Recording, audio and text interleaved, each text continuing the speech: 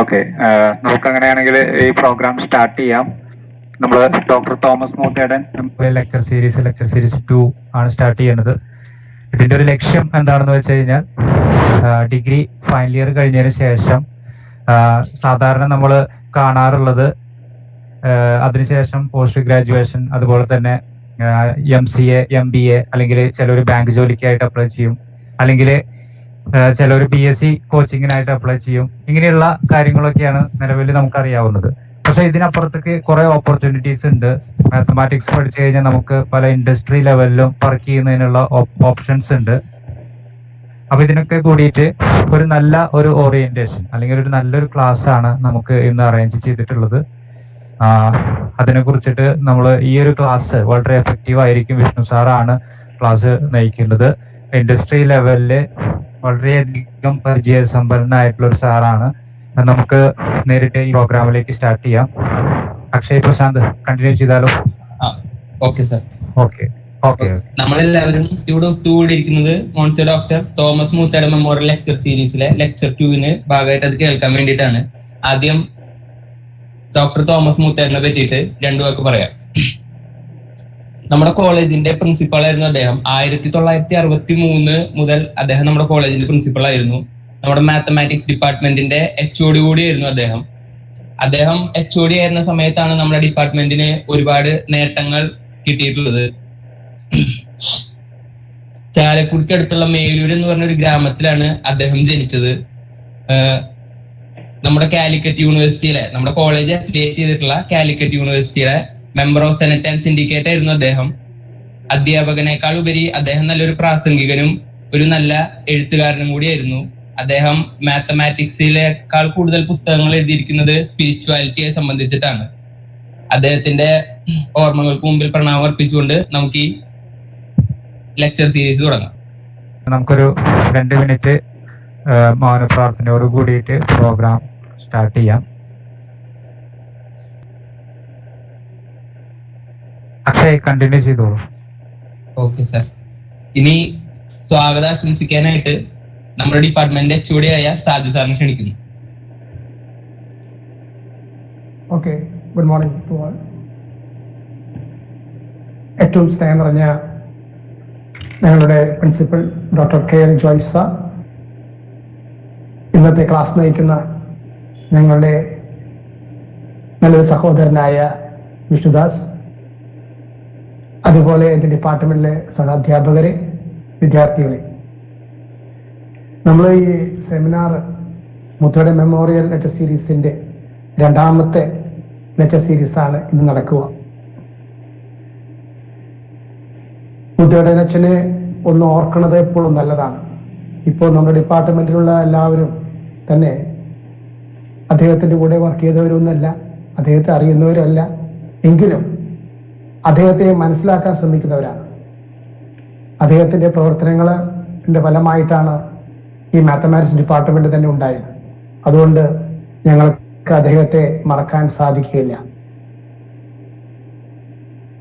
നമ്മുടെ ഇന്നത്തെ പ്രോഗ്രാമില് പ്രധാനമായിട്ടും സാബു സാറൊക്കെ സൂചിപ്പിച്ചതുപോലെ, കഴിഞ്ഞ ക്ലാസ്സുകളിലൊക്കെ ഞങ്ങൾ ക്ലാസ് എടുക്കുമ്പോൾ നമ്മുടെ കുട്ടികൾ ചോദിക്കുന്ന ഒരു ചോദ്യമുണ്ട്: എന്തിനാണ് ഈ ഓൾജിബ്ര പഠിക്കുന്നത്? എന്തിനാണ് ഈ നമ്പർ തിയറി പഠിക്കുന്നത്? ഇതൊക്കെ പഠിച്ചിട്ട് എന്താണ് ഉപയോഗം? ഇതിനൊക്കെ പലപ്പോഴും നമ്മൾ മറുപടി കൊടുക്കുമെങ്കിലും അതിനൊരു കൃത്യത കൊടുക്കാൻ നമുക്ക് സാധിക്കാറില്ല. അത് നമ്മുടെ സിലബസിന്റെ പ്രത്യേകതകൾ കൊണ്ടാണ്. ഈ സ്റ്റഡി നമ്മൾ പഠിക്കുന്നത് ഓൺലി തിയറി, പ്രാക്ടിക്കൽ സൈഡിലേക്ക് നമ്മൾ പോകാറില്ല. നമ്മുടെ സിലബസ് അങ്ങനെയാണ്. ഫുൾ ടൈം നമ്മൾ മാത്തമാറ്റിക്സിലെ തിയറി പഠിക്കുന്നു. എന്നാൽ അതെവിടെയാണ് യൂസ് ചെയ്യുന്നത്, അതിന്റെ അപ്ലിക്കേഷൻസ് എന്താണ് എന്നുള്ളൊരു പ്രാക്ടിക്കൽ സൈഡ് നമ്മുടെ കുട്ടികൾക്കോ അധ്യാപകർക്കോ കിട്ടുന്നില്ല എന്നുള്ളൊരു വസ്തുതയുണ്ട്. അതുകൊണ്ടാണ് ഇങ്ങനെയുള്ള ചോദ്യങ്ങൾ വരുന്നത്. ഈ ഡിഗ്രി BSc മാത്തമാറ്റിക്സിനെ പഠിച്ചു, കുറെ റിയൽ അനാലിസിസ് പഠിച്ചു, കുറെ ഓൾജിബ്ര പഠിച്ചു, ഇതൊക്കെ എന്തിനാ എന്നൊരു ചോദ്യം. ഇതിനൊരു മറുപടി എന്ന നിലയ്ക്കാണ് നമ്മൾ ഈ സെമിനാർ കാണേണ്ടത്. ഇവിടെ ഈ ഫീൽഡില് നമ്മൾ മാത്തമാറ്റിക്സ് പഠിക്കുമ്പോൾ നമ്മൾ പൊതുവെ സാബു സാറൊക്കെ പറഞ്ഞു ഉടനെ ഒരു BEd എടുക്കും, ഉടനെ ഒരു ടീച്ചർ ആവുക, ഒരു സ്കൂൾ ടീച്ചർ ആവുക, ഹൈസ്കൂൾ ടീച്ചർ ആവുക, ഹയർ സെക്കൻഡറി ടീച്ചർ ആവുക, അല്ലെങ്കിൽ നെറ്റ് പാസ്സായി കോളേജ് അധ്യാപകനാവുക, അങ്ങനെയൊക്കെ നമ്മൾ കേട്ടിട്ടുണ്ട്. എന്നാൽ ഇതിനപ്പുറം നമ്മുടെ മാത്തമാറ്റിക്സ് ആണ് എന്താണ് എന്നറിയാനുള്ള ഒരു ശ്രമമാണ് ഇവിടെ നടക്കുന്നത്. എല്ലാവരും ഈ ക്ലാസ് ശ്രദ്ധിക്കണം, ചോദ്യങ്ങൾ ചോദിക്കണം, എല്ലാവരും ഇതിൽ പങ്കെടുക്കണം. അതാണ് എനിക്ക് പറയാനുള്ളത്. ഇത് നമ്മൾ പിന്നെ കേൾക്കാം എന്ന് വിചാരിക്കരുത്. ഒന്ന്, നമുക്ക് ഇപ്പോ കേൾക്കുന്ന ഈ ക്ലാസ് പിന്നീട് കാണാം എന്ന് വിചാരിക്കരുത്. ഇതാണ് ഒരു സന്ദർഭം. ഇങ്ങനെ ഓരോ ടോക്കാണ് നമ്മളിൽ മാറ്റങ്ങൾ ഉണ്ടാക്കുക.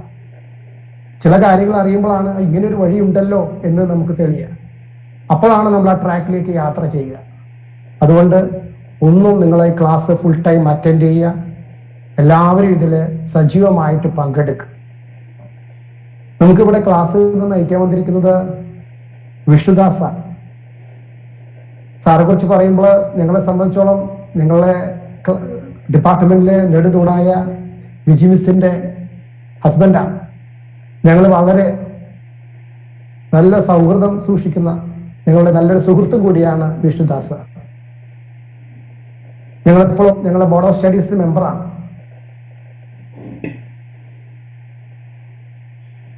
പലപ്പോഴും ഞങ്ങളുടെ ഡിപ്പാർട്ട്മെന്റിലെ സിലബസിനെ കുറിച്ചും കരിക്കുലം ഒക്കെ സാറ് വന്ന് നല്ല നല്ല സന്ദേശങ്ങൾ നല്ല നല്ല തരാറുണ്ട്. തീർച്ചയായും നല്ല ഒരു 10-14 വർഷത്തെ എക്സ്പീരിയൻസ് ഉണ്ട് ഈ ഫീൽഡിൽ. അതായത് മാത്തമാറ്റിക്സിൽ എന്തെല്ലാം നമുക്ക് ചെയ്യാൻ സാധിക്കും. ടീച്ചിങ് മാത്രമാണോ? അല്ല. ഈ നമ്മൾ ഏത് മേഖലകളിൽ ഇപ്പൊ നമ്മൾ കഴിഞ്ഞ ദിവസങ്ങളിലും പല കുട്ടികളുടെ ചർച്ചകൾ കാണാറുണ്ട്. എന്തിനീ മാത്സ് ഈ A+B Msgr ഉപയോഗിക്കണേ? ഇതൊന്നും ജീവിതത്തിൽ ആവശ്യമില്ലല്ലോ.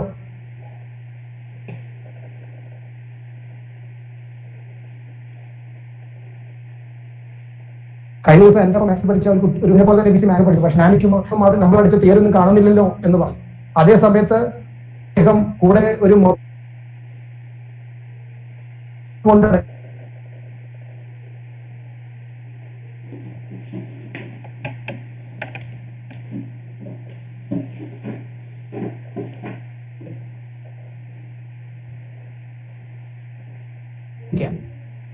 നിങ്ങൾക്ക് മനസ്സിലായി ഇതൊക്കെ. അവിടെയാണ് നമ്മൾ പുറകോട്ട് പോകുന്നത്. ആ ഒന്നും ചിന്തിക്കാതെ എനിക്ക് മൊബൈൽ ഫോൺ എന്നല്ലാതെ ഈ മൊബൈൽ ഫോണിന്റെ പുറകിലുള്ള എന്താണ് ഇതിന്റെ ഉള്ളിൽ അടങ്ങിയിരിക്കുന്ന ഇതിന്റെ ഉള്ളിലെ മാത്തമാറ്റിക്സ് എന്താണെന്ന് നമുക്കറിയില്ല. അതറിയുമ്പോഴാണ് നമ്മൾ ഈ മാത്തമാറ്റിക്സിനെ സ്നേഹിക്കുക. ഞാൻ അധികം സംസാരിച്ച് മുന്നോട്ട് പോകുന്നില്ല, നിങ്ങളുടെ സമയം കളയുന്നില്ല. ഞാൻ എന്റെ കർത്തവ്യത്തിലേക്ക് കടക്കട്ടെ. നമ്മുടെ ഈ യോഗത്തിലേക്ക് കടന്നു വന്നിരിക്കുന്ന ഞങ്ങളുടെ എനർജിയായ KL ജോയ് സാർ, ഞങ്ങളുടെ പ്രിൻസിപ്പാളെ, നിങ്ങൾ ഏവരുടെ പേരിൽ ഈ പ്രോഗ്രാമിലേക്ക് സ്വാഗതം ചെയ്യുന്നു. അതുപോലെ തന്നെ ഇന്നത്തെ ഈ ക്ലാസ് നയിക്കുന്ന വിഷ്ണുദാസ് സാറിനെ ഏറ്റവും സ്നേഹത്തോടെ നിങ്ങൾ ഏവരുടെ പേരിൽ സ്വാഗതം ചെയ്യുന്നു. അതുപോലെ തന്നെ എൻ്റെ ഡിപ്പാർട്ട്മെന്റിലെ എൻ്റെ സുഹൃത്തുക്കളും എല്ലാമായ എൻ്റെ ഡിപ്പാർട്ട്മെന്റിലെ അധ്യാപകരെ എല്ലാവരെയും ഈ പ്രോഗ്രാമിലേക്ക് സ്വാഗതം ചെയ്യുന്നു. ഈ പ്രോഗ്രാമിന്റെ കൺവീനറായിട്ട് സാബു സാറാണ് ഈ പ്രോഗ്രാം നയിക്കുന്നത്. സാബു സാറേയും അതേപോലെ ഇതിന്റെ ടെക്നിക്കൽ സൈഡില് സപ്പോർട്ട് ചെയ്ത് എല്ലാം നടത്തുന്നത് നമ്മുടെ രഞ്ജി സാറാണ്. സാബു സാറേയും രഞ്ജി സാറേയും പ്രത്യേകം ഈ യോഗത്തിലേക്ക് സ്വാഗതം ചെയ്യുന്നു. അതേപോലെ ഈ ഇതിലേക്ക് കടന്നു വന്നിരിക്കുന്ന എൻ്റെ ഏറ്റവും സ്നേഹം നിറഞ്ഞ വിദ്യാർത്ഥികളെ എല്ലാവരെയും ഒറ്റ വാക്കിൽ സ്വാഗതം ചെയ്തുകൊണ്ട് എൻ്റെ ഈ വാക്കുകൾ നിർത്തുന്നു. Thank you very much. Thank you sir. Saju സാറിനെ ഞാൻ ഹാർദവമായിട്ട് ഇവിടെ സ്വാഗതം ചെയ്യാണ്. അടുത്തത് ഇനോഗ്രൽ അഡ്രസ് ആണ്. അതിനുവേണ്ടി നമ്മുടെ പ്രിൻസിപ്പളായ ജോയ് സാറിനെ സ്വാഗതം ചെയ്യുന്നു. Very warm good morning to all. Resource person Mr. Vishnudas V, Mathematician, iTech Labs, Vice Principal Dr. Sister Alfonsa Matthew, NAC coordinator and head of the Department of Mathematics, Dr. Saji M.I., convener of this webinar, Mr. Sabu A.S., faculty members, research scholars, and my dear students. First of all, let me congratulate Dr. Saji M.I., the head of the Department of Mathematics, and his team members for conducting Msgr Dr. Thomas Moothedan Memorial Lecture Series, Lecture 2, Beyond a Maths Degree. The topic selected for Msgr Dr. Thomas Moothedan Memorial Lecture Series 2 is very relevant. Mathematics is applicable to nearly every industry today, from science and technology to business, retail, healthcare, and more. Professionals with advanced degrees in maths are highly desirable for their mastery of certain skill, particularly for their critical thinking and problem solving. You won't see too many jobs posting for theoretical mathematicians, but where the field of study becomes especially valuable is in a graduate ability to apply mathematical concepts to solve any problems that put their mind to. Mathematicians have strongly developed logical skills and decomposition skills.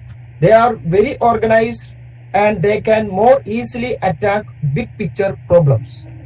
You have to transfer your math skills into something that is interesting and useful to you. Ask yourself where your interests lie and how a variety of industries could use technical people like yourself.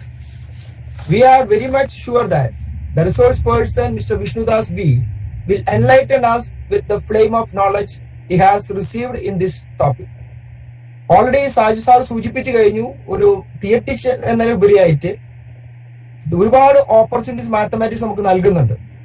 Auditor എന്ന നിലയ്ക്ക്, അതുപോലെ data research analyst എന്ന നിലയ്ക്ക്, computer programmer എന്ന നിലയ്ക്ക്, economist എന്ന നിലയ്ക്ക്, software developer, അതുപോലെ ഡാറ്റ സയന്റിസ്റ്റ്, അങ്ങനെ ഒരു നിരവധിയായ ജോബ് ഓപ്പർച്യൂണിറ്റീസ് ആണ് മാത്തമാറ്റിക്സ് പഠിച്ച വിദ്യാർത്ഥികൾക്ക് മുന്നിൽ നിൽക്കുന്നത്. ഇന്ന് നമുക്ക് കിട്ടിയിരിക്കുന്ന നമ്മുടെ head of the department Saju sir already സൂചിപ്പിച്ചു കഴിഞ്ഞു. നമ്മുടെ തന്നെ ഒരു സുഹൃത്ത്, നമ്മുടെ തന്നെ ഒരു ഫാക്കൽറ്റിയുടെ ഹസ്ബൻഡ് ആയിട്ടുള്ള മിസ്റ്റർ വിഷ്ണുദാസ് എന്നും നമ്മുടെ കോളേജിനോട് ചേർന്ന് നിൽക്കുന്ന പ്രവർത്തിക്കുന്ന വ്യക്തിയാണ്. ഈ നേരത്തെ ഞാൻ പറഞ്ഞ പല ഓപ്പർച്യൂണിറ്റീസ്, നമ്മുടെ ടീച്ചർ എന്നതിനുപരിയായിട്ട് തിയറ്റീഷ്യൻ എന്ന നിലയ്ക്ക് അല്ലാതെ വേറെ പല ഓപ്പർച്യൂണിറ്റീസിൽ ആ മേഖലയിലൊക്കെ പ്രവർത്തിച്ച, ഇപ്പൊ DSTയില് സയന്റിസ്റ്റ് ആയിട്ട്, അപ്പോൾ ഇന്ത്യൻ ടെലിഫോൺ ഇൻഡസ്ട്രീസിൽ അസിസ്റ്റന്റ് മാനേജറായിട്ട്, ഒരു ഇൻവെന്റർ ആയിട്ട്, indigenous mathematical algorithm development gaming പ്ലാനില്, അപ്പോൾ തന്നെ നാഷണൽ ലെവൽ ഇൻസ്ട്രുമെന്റൽ വർക്ക്ഷോപ്പുകൾ ഒരുപാട് നടത്തിയുള്ള അനുഭവജ്ഞാനം, ഓൺലൈൻ, ഇപ്പൊ പ്രസന്റ് കണ്ടീഷൻ നമുക്കറിയാം ഓൺലൈൻ ക്ലാസ്സുകളാണ് നമ്മൾ നടന്നുകൊണ്ടിരിക്കുന്നത്. അങ്ങനെ ഓൺലൈൻ മേഖലയിൽ പ്രവർത്തിച്ച് അങ്ങനെ നിരവധിയായ മേഖലകളിൽ മാത്തമാറ്റിക്സിന്റെ എല്ലാവിധ അപ്ലിക്കേഷനും അറിയാവുന്ന ഒരു വ്യക്തിയാണ് ഇന്ന് നമ്മൾക്ക് ക്ലാസ് എടുക്കുന്നത്.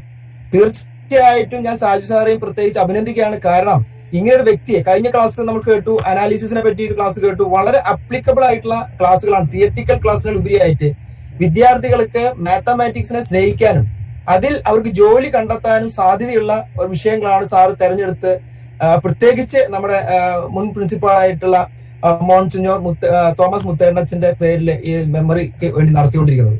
ഞാൻ പ്രത്യേകമായിട്ട് ഒരിക്കൽ കൂടി ഡിപ്പാർട്ട്മെന്റ് അഭിനന്ദിക്കുന്നു. ഈ ക്ലാസ് തീർച്ചയായിട്ടും ഇവിടെ സാബു സാറ് പറഞ്ഞ പോലെ തന്നെ, സാജു സാറ് പറഞ്ഞ പോലെ തന്നെ തീർച്ചയായിട്ടും നിങ്ങൾക്ക് ഉപകാരപ്രദമാകും. മുഴുവൻ സമയവും നിങ്ങളത് ശ്രദ്ധിച്ച് കേൾക്കണമെന്ന് ഞാൻ നിങ്ങളുടെ അടുത്ത് താല്പര്യപ്പെടുന്നു. നിങ്ങളുടെ ഏവരുടെയും അനുവാദത്തോടു കൂടി ഈ webinar maths beyond A maths degree നിങ്ങൾക്ക് യൂസ്ഫുൾ ആകട്ടെ എന്ന് ആശംസിച്ചുകൊണ്ട് നിങ്ങളുടെ അനുവാദത്തോടെ ഉദ്ഘാടനം ചെയ്യുന്നു. Thank you very much sir. Thank you Joy sir. ഇനി പ്രസന്റേഷൻ ആണ്. അതിനു വേണ്ടിയിട്ട് നമ്മുടെ റിസോഴ്സ് പേഴ്സൺ ആയ മിസ്റ്റർ വിഷ്ണുദാസ് വി, അദ്ദേഹത്തെ ഞാൻ സാദരം ക്ഷണിക്കുന്നു.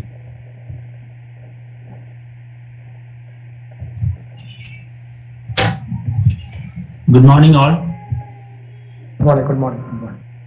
Thank you for giving a wonderful opportunity to have a good interaction with the graduate students, especially for about to complete their graduation in this year.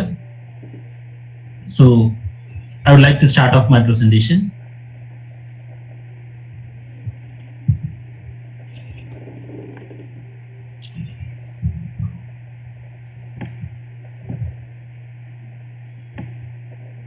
audible to everyone? Is it audible? Yes, sir. Yes.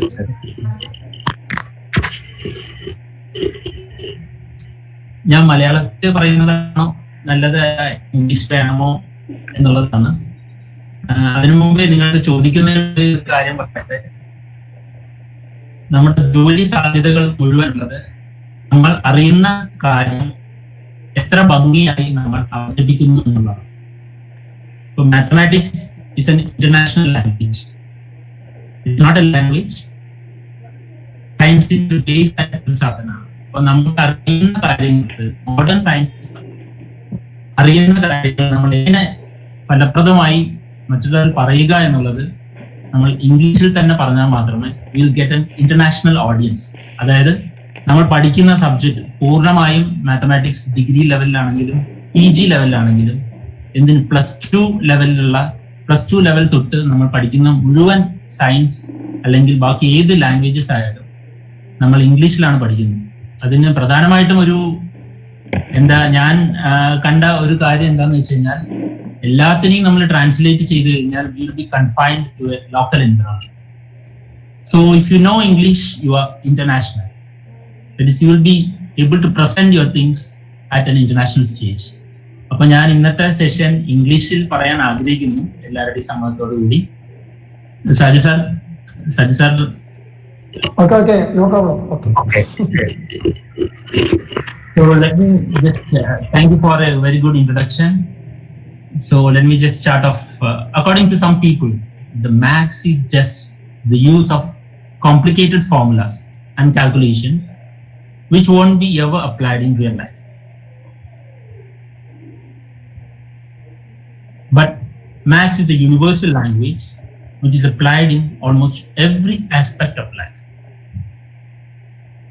It's very hard or even impossible to give a precise definition of mathematics. However, there is a constant that mathematics is focused on logical and quantitative relations between fundamental abstract objects. In describing the real world of and processes by means of mathematical tools, that is mathematical modeling, the mathematics can provide unique approaches to establish quantitative relations and to describe complex systems, to analyze their behavior, and finally to control and optimize their output.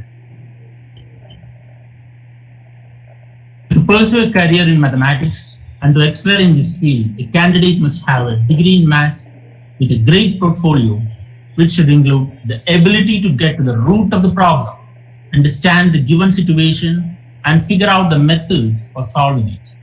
I repeat, the ability to get the root of the problem, understand the given situation, and figure out the methods for solving it.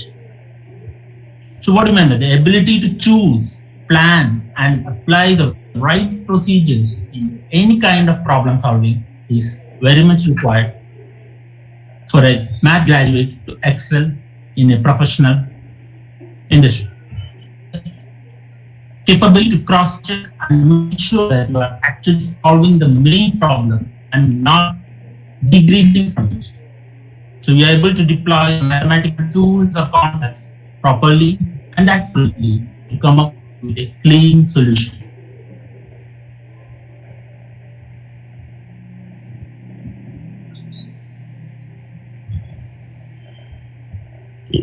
You are able to use various mathematical models of theorems to obtain data, simplifying and facilitating problem solving. So these are the brief of where all the mathematics applications are wherein you step into and pass through, and just so I just tabulated that which are these are not the only mathematical areas which is applied topic, but let me just start off with algebra and number theory have got a lot of application in cryptography. The computational fluid dynamics have got a good application in aircraft and automobile design. The differential equations, which has got application in aerodynamics, forest media, and finance. The discrete mathematics, which again have got application in a lot of fields, but in particular communication and information security. So whatever I have just pointed out straight to the mathematical area is not just the only area which has got application, but I have just confined it so that one can have a more overlook of which topic could have a better value of addition in studying thing. The formal systems and logic has got good application over computer security and verification. So the geometry, which is basically the backbone of mathematics, have got not only the computer-aided engineering and design, but the all applications that are listed in the rocket science. The numerical control, which has got mechanical and electrical system. Without numerical control, there is non-linear control. Any mechanical or electrical device could not work. So the numerical analysis, which has got essentially all the applications, and optimization, which has got application in asset allocation, shape, and system design. The parallel algorithms has got application in with modeling and prediction, price simulation, and the statistics, which has got design of experience of large asset. Stochastic process has got application in signal analysis. So these are just what we call a glimpse of. If you just extract each topic in mathematics, you could at least find 3 or 4 topics in one particular area.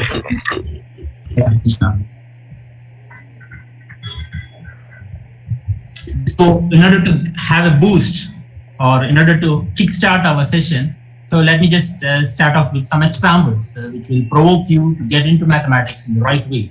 So let us just have a short mathematical story. So a burglar robs a bank and he just escapes a getaway car and pursued by police. So what the good news is, police have taken a photo. The bad news is the photo is blurred.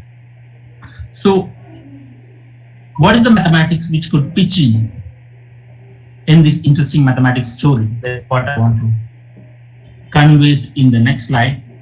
So these are the original image that has got after the use of mathematics, which was taken by the police by a blurred image. So you could see the second image, that is the one which has been captured by the police, but could not identify the car number. So with the use of image processing, one of the greatest application of mathematics in everyday science. So I'll just give you the solution, how it has happened. So we have taken this photo to a mathematician. See, I just exaggerated things that a police officer could not directly go to a mathematician and give us an idea. So they have got, the agency have got the capability of the application of mathematics. So I just want to give a glimpse of how the application has gone. So the given function, they have just given the blurred image. So we are going to translate that with something like h of x equal to, I'm not getting into mathematics of it, but if you just Google it out, you will get a lot of solutions on it. I will just have a few more slides explaining about the image processing. So basically the Max gives a formula for this blurring convolution. So by inverting the formula, we can get rid of the blur. So this is the crux of what a blurring image could be transformed, how a blurring image could be transformed into a better image so that one could trace out the car number, hence by getting the thief. So the processed image, the actual processed image is like that. So we may not be getting the right image, but the thing is, what was there, if you could see, the blurred image that we have got here has been, what was expected is this thing, the original, what was expected is the above first image, but the solutions, whatever we have received is the processed image, which could be used, we'll be able to track still the number, even though the photo is not that much clear. So what I would like to insist here is, in the real life problem, we won't be getting the exact solution or what we call an ideal solution to solve a problem. So whatever the available data in that, how efficiently one could come out with an optimal solution is the crux of this topic. So mathematics generally never compensate out anything. So it is something like whenever you go for the left hand side, it has to be equated with the right hand side with something. You could do things like 2 apples equal to 2 bananas. So the what is the two, the number. So similarly, so whenever there is an application, whenever there is a real life problem, or whenever there is a scientific problem, or whenever there is a problem in an industry, when a mathematician plugin, their part is not just an ideal part. He just come into like a hero and just solve all the issues. He just plays his role so that with the combination of a group, something like which involves the engineers, which involves other graduate academicians, along with that, the mathematics, something like when you have a center, the mathematicians could draw various radiuses to approach to an optimal center position.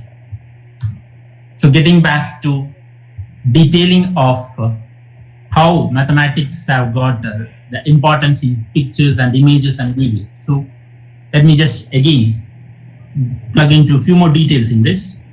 So pictures and images are all around us. We have got TV, video, computer graphics, special effects. So right from the earlier days, we have got the TV that you can see the image right now. Now we have changed to LCDs. So basically whatever we see in the screen could be thought of as an images that are stored as numbers. So using these numbers, we can process the pictures by using mathematics. So whatever we see outside, we cannot see any direct application of mathematics in real life. We could see all as an engineer's delight, or all the inventions that have come up is due to the physics or due to the biology or due to the chemistry. So according to me, the mathematics play something like if you have a house, the rock solids, the solid part all as well as the stones, which has been changed or attached with the screen so that we could not see the brick or the stone. So that's how the mathematics are. It is mixed in such a way that when you mix the one drop of ink in one pot in water, we could not press out the ink separately. So that's how the relation of mathematics with a lot of scientific problems. So let me just tell you, units are stored as numbers. In any computer graphics, whatever you see the grains, it's just without connecting your what you call the internet or the digital TV, the live TV, or when you just plug in a TV without giving a dish connection or without giving a cable connection, you could see a blue screen. So what exactly is when you just translate that, it is nothing but numbers. So producing the pictures, where the mathematics have used it, producing the pictures in the first place.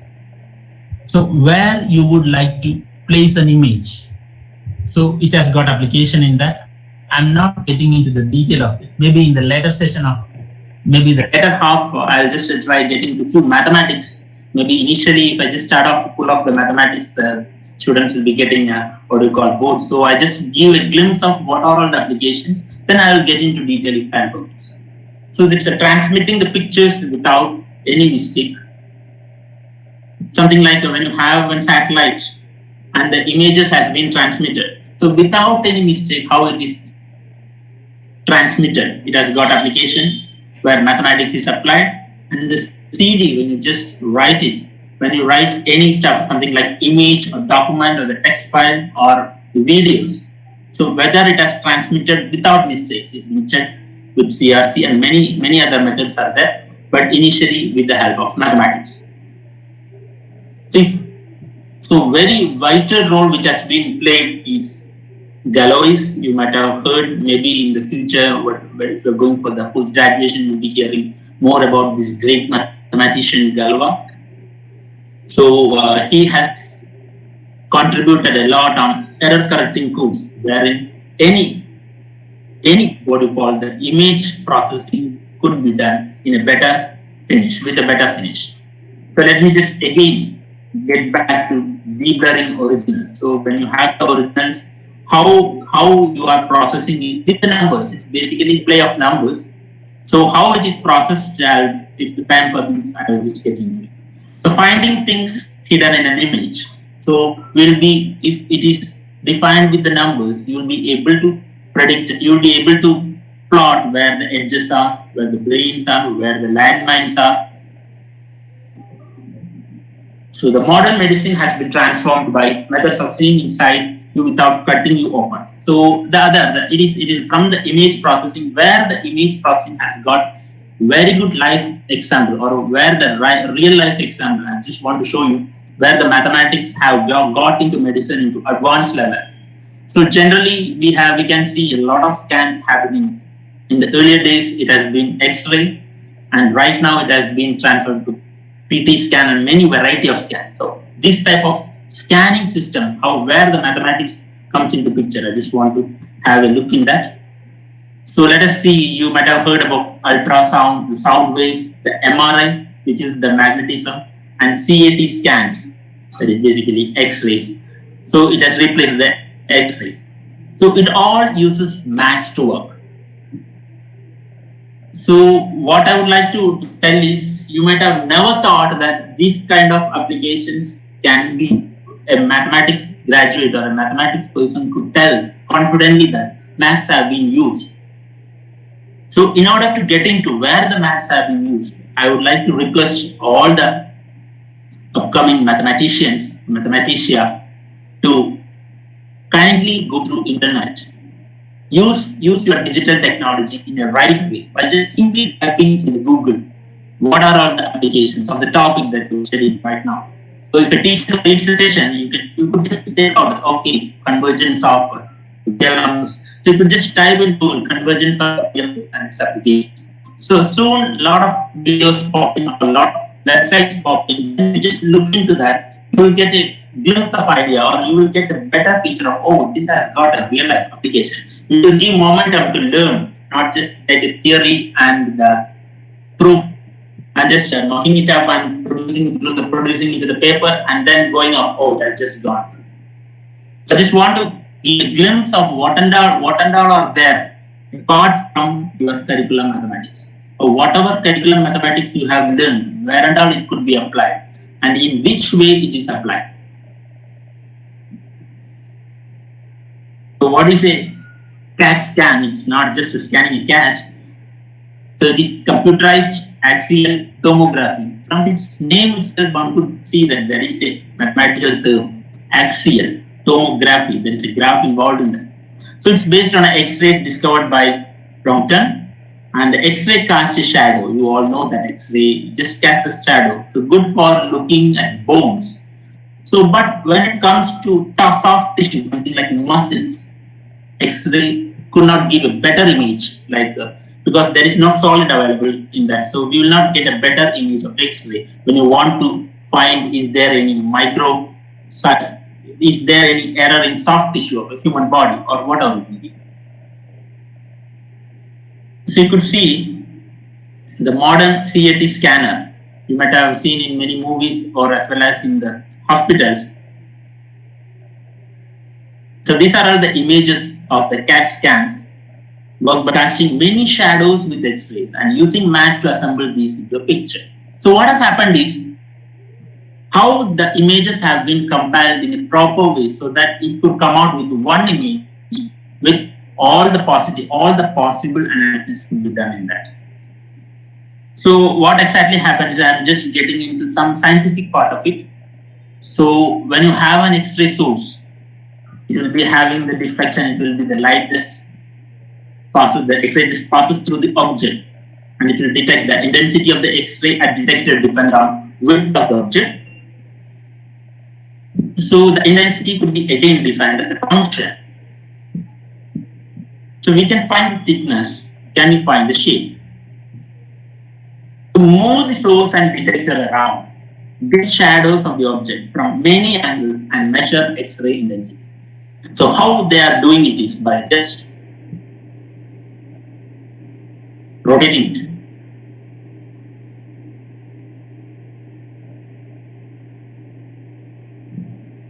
There is a lot of mathematics involved in that. there is a source, the X-ray goes on and goes to detector. So getting into the formula, which has been the groundbreaking research knowledge. So let rho be the distance from the object center and theta be the angle of X-ray. How it has come is just a basic trigonometric formula.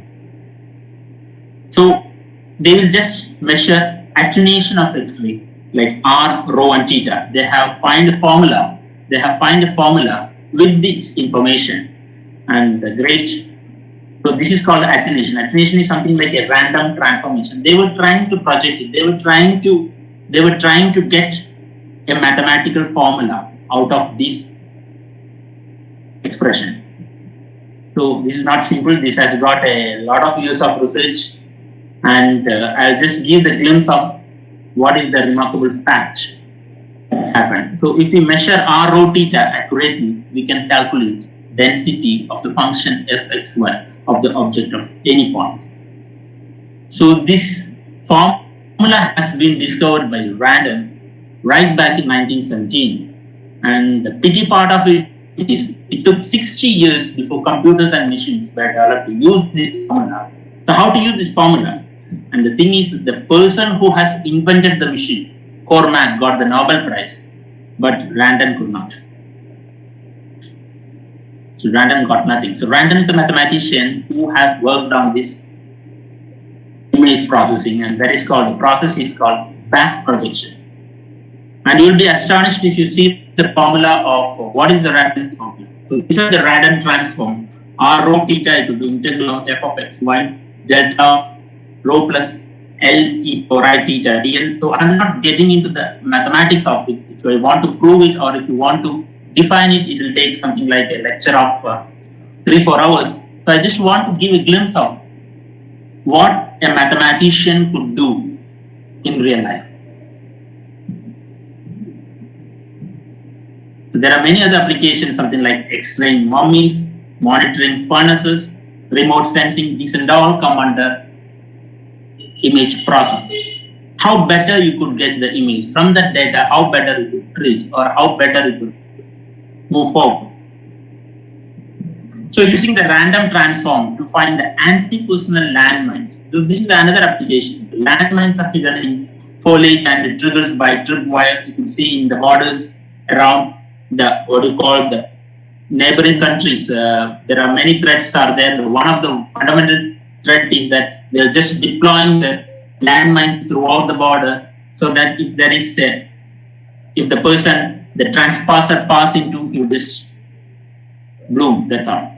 So the tripwires are well hidden and can be quickly and safely detected. So this is the practical problem, where in the military thing, where one person has to have a voyage of walking through the borders. If something like a terrorist want to have deployed landmines, is it possible to detect? So it's a very good question, and it has got a right application over. So let's have an image of that. So find the tripwires in this image. So we'll be taking a lot of pictures using the newer technology, drones. So we'll have a digital picture of foliage is taken by camera on a long pole. We'll have the image intensity f of xy. Tripwires are like X-rays. So I'm just telling the other part of whatever the application has done in the medicine. The same application could be roped in for military affairs. So with random transform, one will be able to find out the points of high intensity in R corresponding to tripwires. So one will be able to isolate points and transform back to find the wires. So this mathematics finds the landmines. Okay. So another example again. When you have a noisy image, how to make it denoising. So when you have a blurred image, how to make it denoising. So you could see from it is a 2D graph. So you could see there is an X and Y plot with numbers. So by working out with the numbers, one will be able to better the shape. So this is what ultimately. I'm not getting into mathematics detail of it because a lot of physics also come into picture when It is not just directly a use of some theorem or proof in the mathematics. It is basically culmination of many sciences, the usage of many sciences, so that the end product gets into a usable thing. So whatever I have just explained in the last slides, I'm just getting few images. So what mathematics could do. So let me just get into how a panorama picture has been taken, or what is the mathematics associated with that. So when you have a wide view of physical space, so when you want to take a panorama picture, so you could see nowadays whatever cell phone we are getting, we are able to take a panorama picture of. Something like when you just rotate the camera, you will be able to slice down many images and it just combines in beautiful ways so that we could see that as a single image. So how to obtain a panorama? By rotating the line camera. So you have just, your camera can do this. Something like you take what it happens, what exactly it does is, it is experiment with photo stitch. So what is the stitching happening? So you take the images in such a way, we have just collected, I have just taken 10 images of something like a big road. So when you want to have a panorama picture of it, how will be able to combine it in a better way? So there comes the usage of mathematical algorithm, how the images can be cropped in together so that it gives a continuous image. So you could see the above image and the below image. So if you have a 10 photo together, how the collage or how the panorama how the photo stitch has made such a beautiful way, such that it has combined without any error. So there is a lot of application in that. There is a lot of mathematics coming to picture. The mathematical algorithm which is used, it's not just the image processing, but a lot of optimal algorithms have been used in this. So what's math got to do with it? So from the visual images to numbers. So I'll just brief into what is done in that panorama thing. So if there is a physical image, so one will be transformed into computer where it has been sketched with a graph. Generally we do in the lower classes, in the graph, when you plot a graph, you need to have coordinates. Same way it has been for each column has been differentiated with grayscale, pixel, the digital image. We call that digital image. The name digital comes from, there is a lot of numbers in it. So a physical image and a corresponding digital image. From the physical image, we'll be getting into the digital image. So from the digital image, we'll be doing the digital image acquisition. So what exactly happens is, there is this scene element. It's basically photography.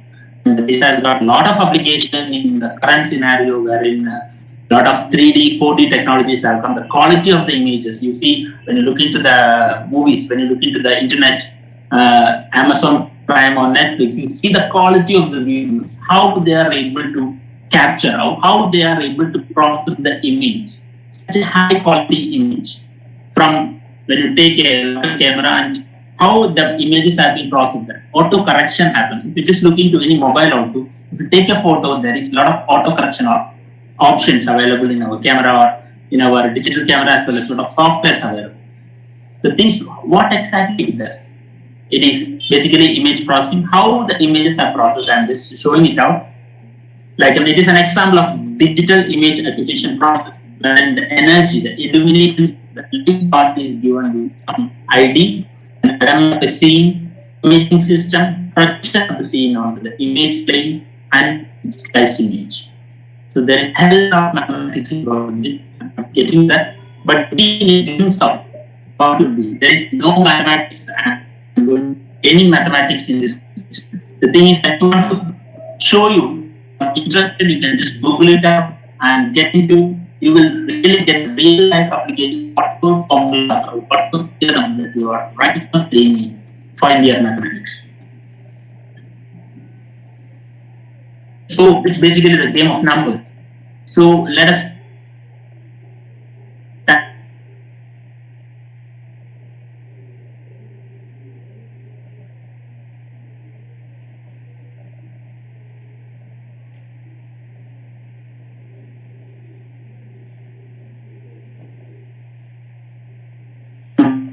corresponds to, or each square or each rectangle bar consists of numbers. Okay, let's have the setup. I just want to show you how the color combination can be. This is an example. Generally, image numbering has been done based on some standards and thing called ISO. The international standards are there, so that all software could be used in a better way. So there are always in the physics you might have studied IS, like international standards, ISO, international standard. Lot of standardization has been taken place in each development. One could plug in one could plug in one software if some images have come out, and this image could be used for another software. Again, you can do some tuning there. So in order to merge, or in order to use one format to other format, one has to have a unique way of defining things. So unique way of defining things can be achieved only through numbers, or the simplest way to define any unique things is by giving it number. Something like when you want to take attendance, in order to, if you have a difficulty in telling the names, read out the names, in order to have cut short the time period, we'll be assigning the roll numbers to the student, so that a teacher want to take that, they'll just calling them 1, 2, 3, 4. They can just read out their numbers. So that is just a representation. The whole of mathematics application has got number plays a very vital role. So the numbers and how it is distributed, based on the distribution of numbers, one could just make out that image processing can be done. You could never imagine that numbers can play this much role in real life. So these are all the two set of numbers, and is it possible to compare? So we have just seen the whole ones as a full black and the whole 8 as full white. When if you look into the second one, you can see the whole one and the other things. So what exactly has happened? Is it possible to find? I would like to have an interactive session so that students could come out and we can have a good interactive session. Being a webinar, a person has to just talk, and at the end of the webinar, one can just get in. So if there is any doubt, if there is anyone to talk something, you could just pop in or plug in and you can just type it out. And at the end of the session, we can have a discussion on it. So easily you see the relation, how it is related. So from an image to the number. So we start with clown image. So let us take an image. Let's zoom an eye. So this image of this zoomed eye.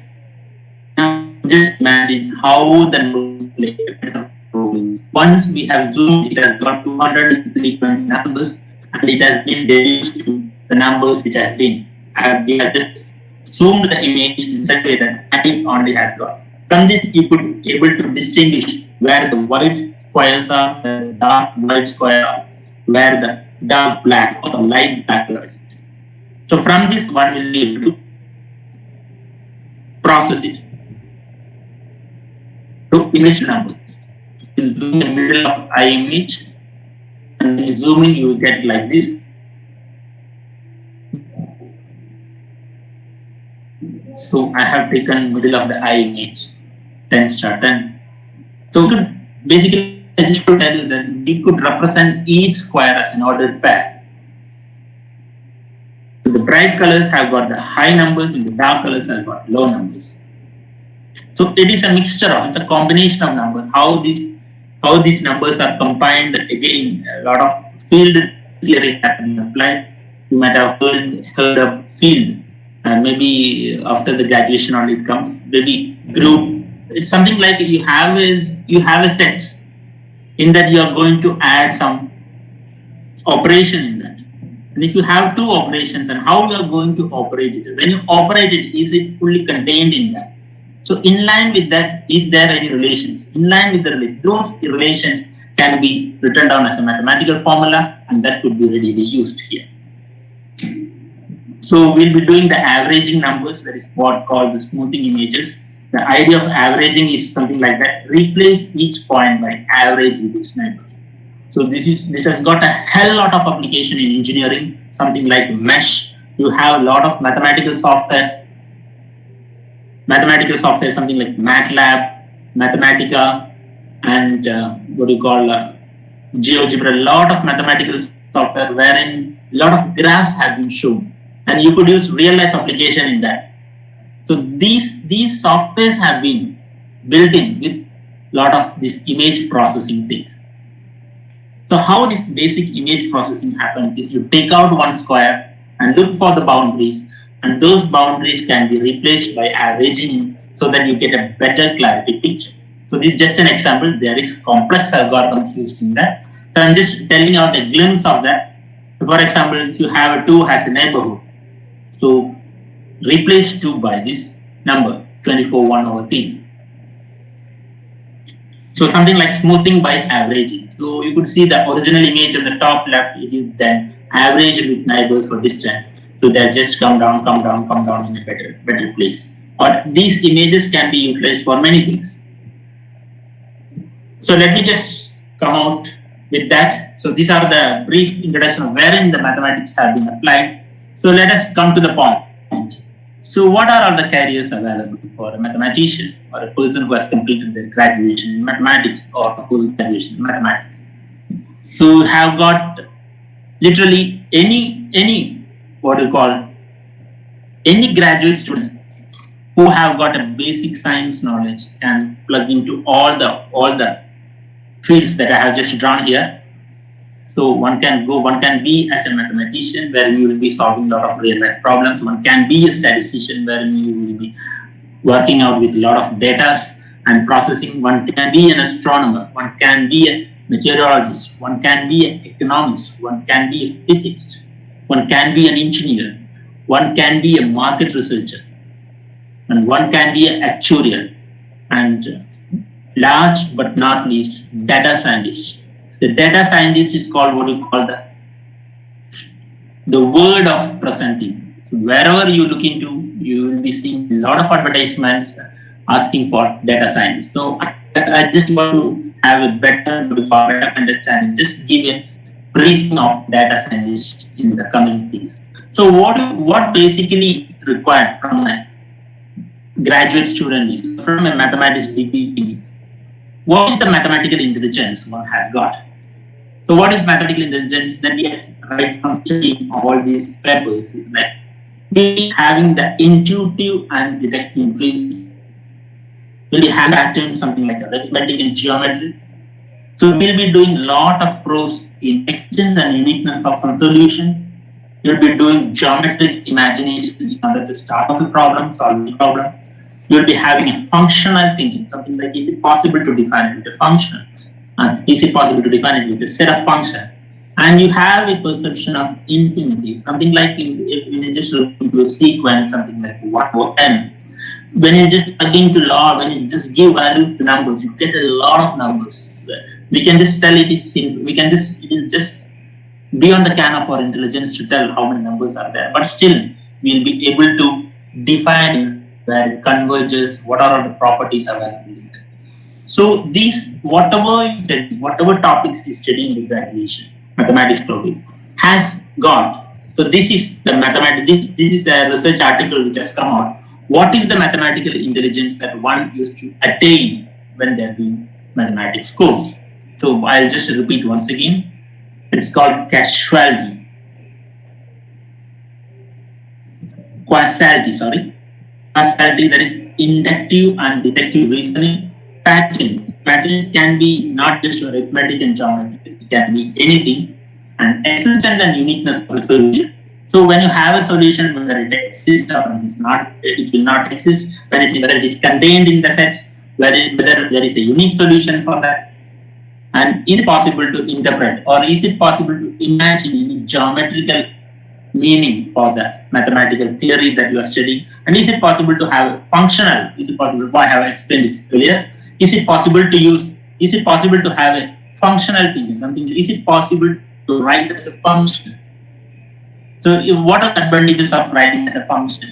You know better than us. Means, if you write a function like that, equal to cos x plus x. So if you change the values of sine, if you change the values of x, if you take the real value, if you take the complex value, you get a lot of solution. So Is it possible to define any criteria or define any mathematical, any real life problem into a functional problem? Is it possible to deduce it into one function? It may not be one function, you may not be able to directly as one function, but a set of functions or a set of rules. So from that you will be able to predict some output. So these are all the mathematical intelligence that that a recruiter will be, or that a company, that an industry will be using from math graduate. So I'm just again image processing. I'm just digging it more. So I'll just skip all these things. The thing is that is it possible to remove the wrinkles on the both? So how it is? I have just already explained that everything is number. So in the number, how they are processing are. I have just taken out the averaging, which is a simple exercise, which is a simple thing to explain. And there are a lot of complex mathematical algorithms, a lot of complex functions could be used so that you will get a better image quality.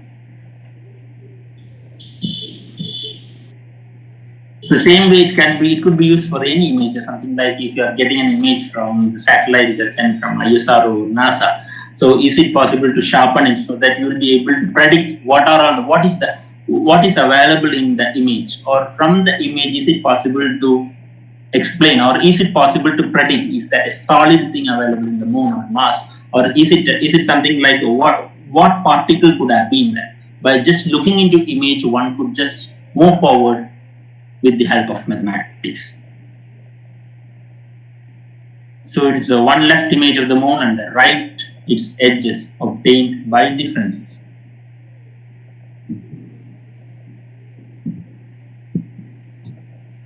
So if you have multiple images, when you process it, is it possible to predict? So if you just look into first and the last one, you could see a lot of information. You could see like there could be some potholes, or there could be some solid particles, or there could be the scientist can, or the astronomer could be, the space scientist could get a lot of information by just looking into the image, by processing this image. So let me just tell you another thing. Maintaining railroads.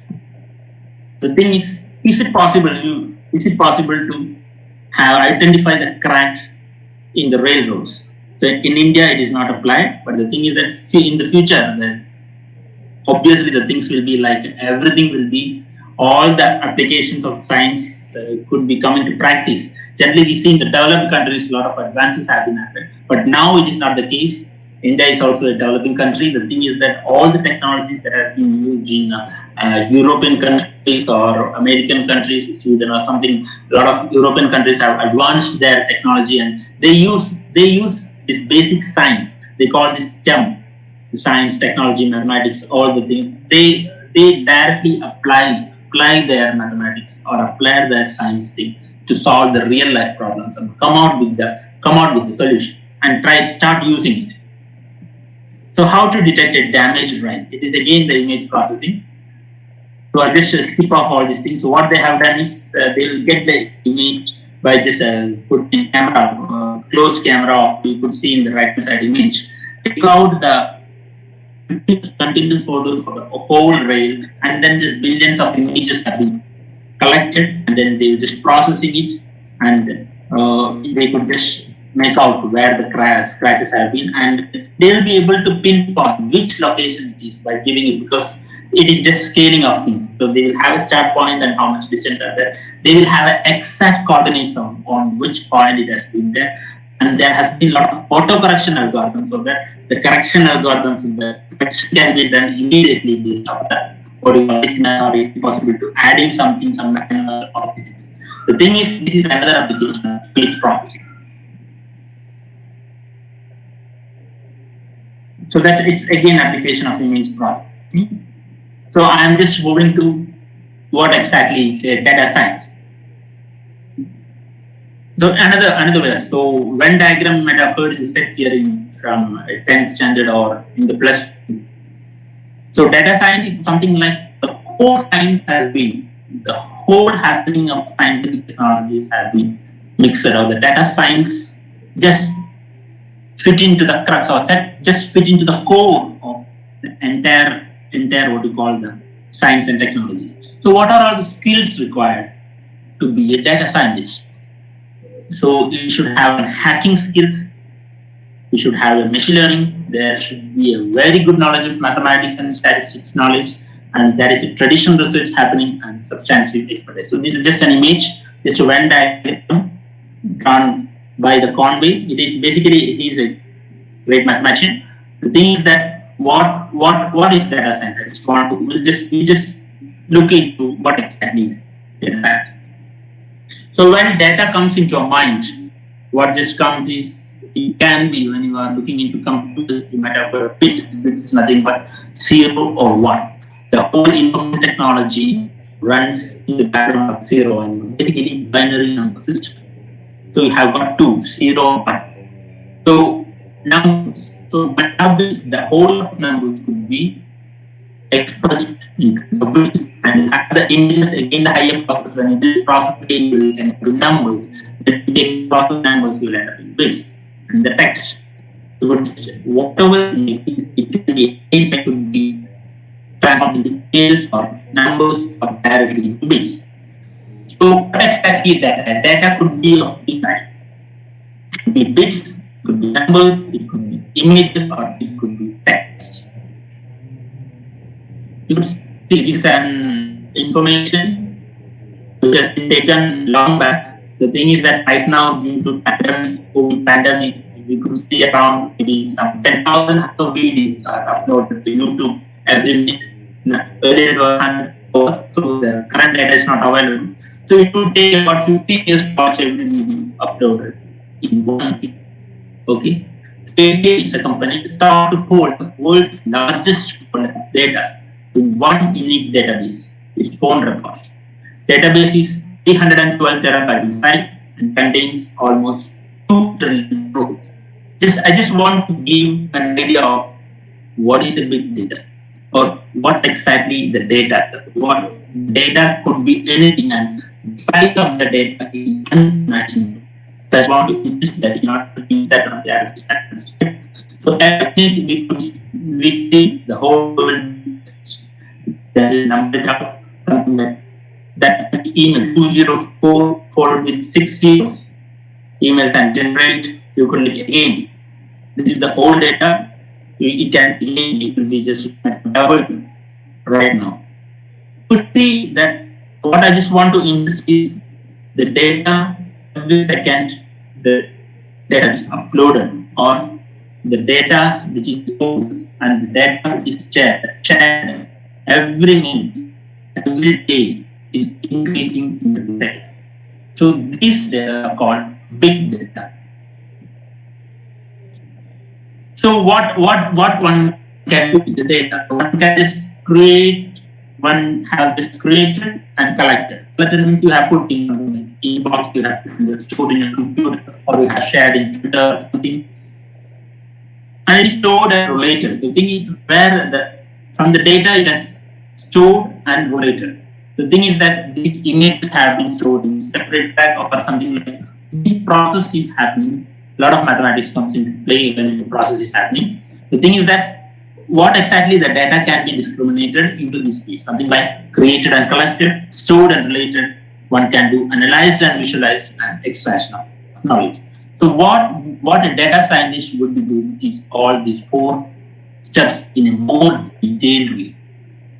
So there are multiple ways to create and collect the data. There are multiple ways to look into the store and how they relate, how multiple way of analysis and how it could be visualized.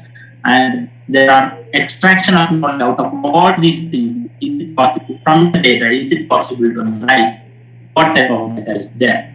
So this extraction of knowledge, so knowledge is so it is like data mining, the business understanding in order to understand how we can interpret data, how a data could be planned, how it could be modeled, or how it could be classified. So these are all the jobs, or these are all the jobs in an outer way data scientists should be doing.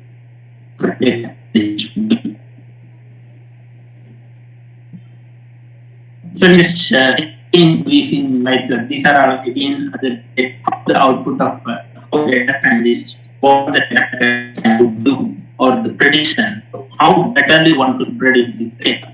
So the galaxy classification using convolutional networks. These are all groundbreaking results in like room and around that network because we classify the how advancement of things are come with the help of data, with the help of science.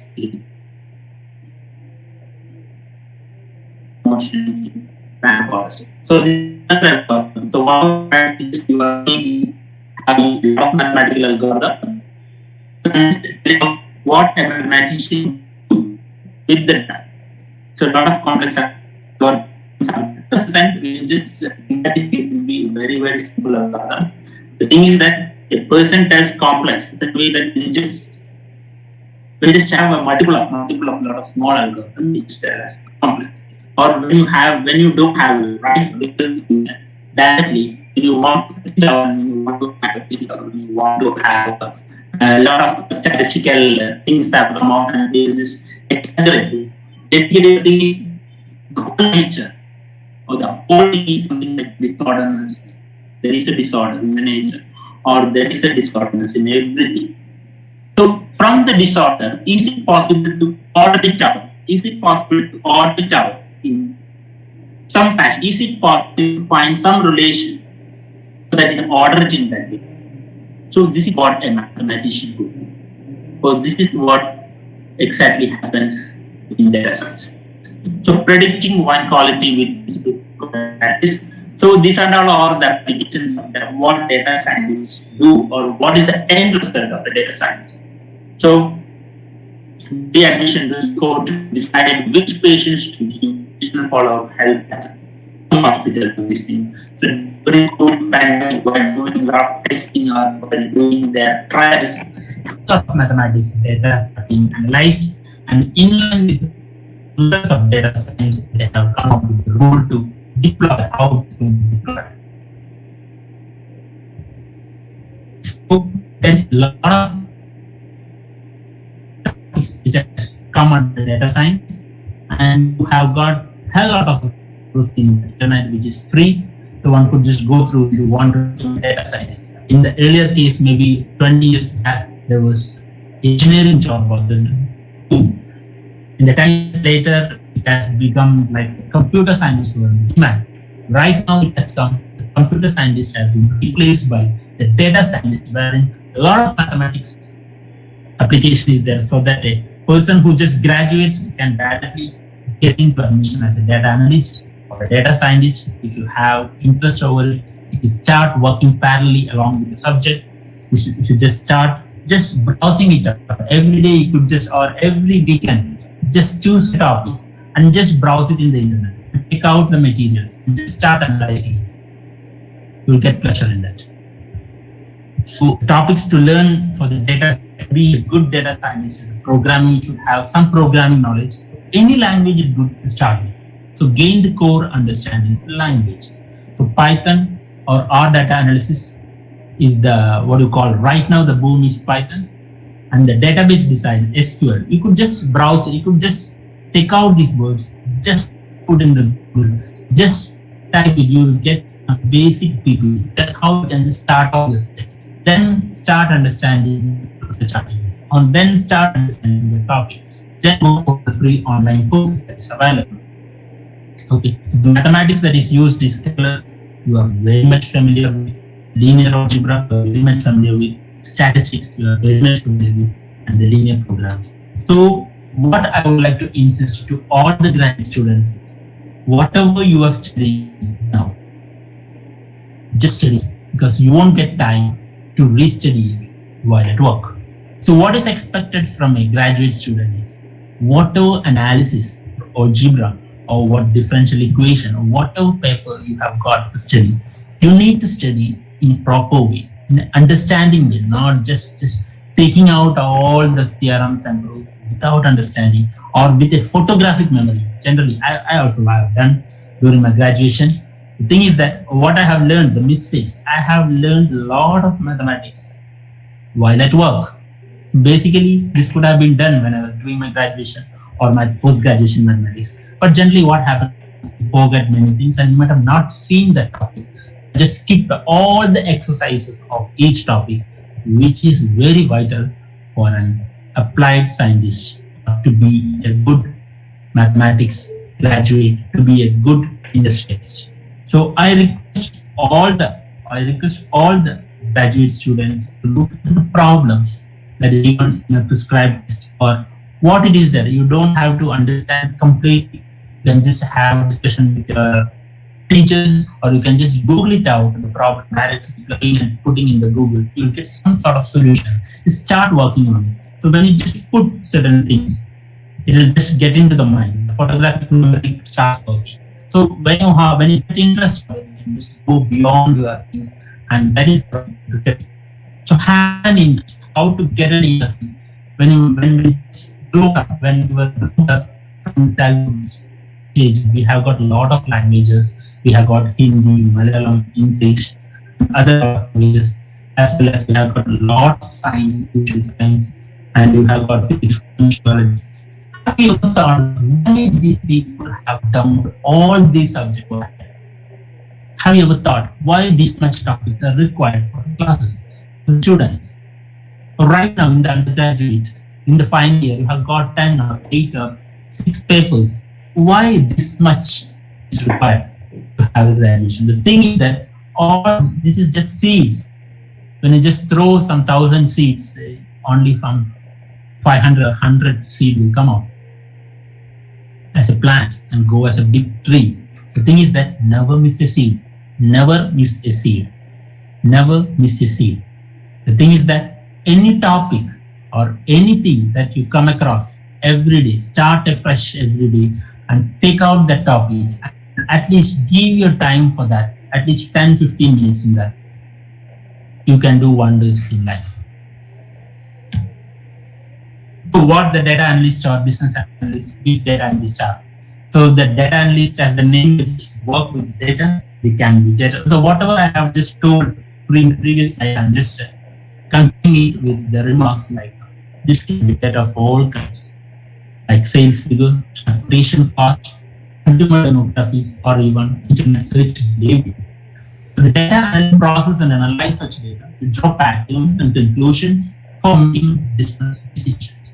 Every business produces such data in their day-to-day life, day-to-day operation, but it's the job of data analysts to make sense and get it to a form where it is of use in building business strategy. So you could just see when you have installed Amazon or if you just start browsing, say, a laptop or a mobile, after 3-4 days, it will be there in the history. And it just popping out the similar. If people have searched this, have also searched other mobiles, they will just showcase that. So this is possible with the help of artificial intelligence and with the help of data analysts. So data analysts help business increase their profit, launch or improve products, and make the process more efficient. This has been tabulated by a group of people. It's like a lot of Excel work has to be done. So the big data analysis has been what like in the real life you could see the application and you could see the results, end results in front of your table. So the big data is of a similar field, but it involves dealing with huge amount of data that cannot be processed by traditional tools like Excel. So the professionals in these fields with numbers, data, and statistical tools for all day to be perfect for those without numbers. I'm just switching from the data science to cryptography, the other very, shining field in current scenario, the data security. When you have a data, you can process it, you can just do a whole lot of things. But without security or without protecting the data, you cannot live life peacefully. So before coming into data, I would like to have showcase some what do you mean by a random number. So what plays a what is the importance of random number in life and real life situation. So random numbers, the name suggests it's random. The random numbers are useful for a variety of purposes. So what is a random number is one that is drawn from a set of possible values, each of which is equally probable. So this is what the fundamental is uniformly distributed. When you just throw a coin, what could be the result? It could be a head or it could be a tail. So the randomness starts from you are unable to predict the data. So mathematicians work with, is it possible to predict, or is it possible to work on some algorithms that we could have a better chance of getting head, or better chance of getting tail from the data. So when discussing sequence random numbers, each number drawn must be statistically independent of the others. I'm not getting into details, but I'll just go through few glimpses of what a random number is, where it is used.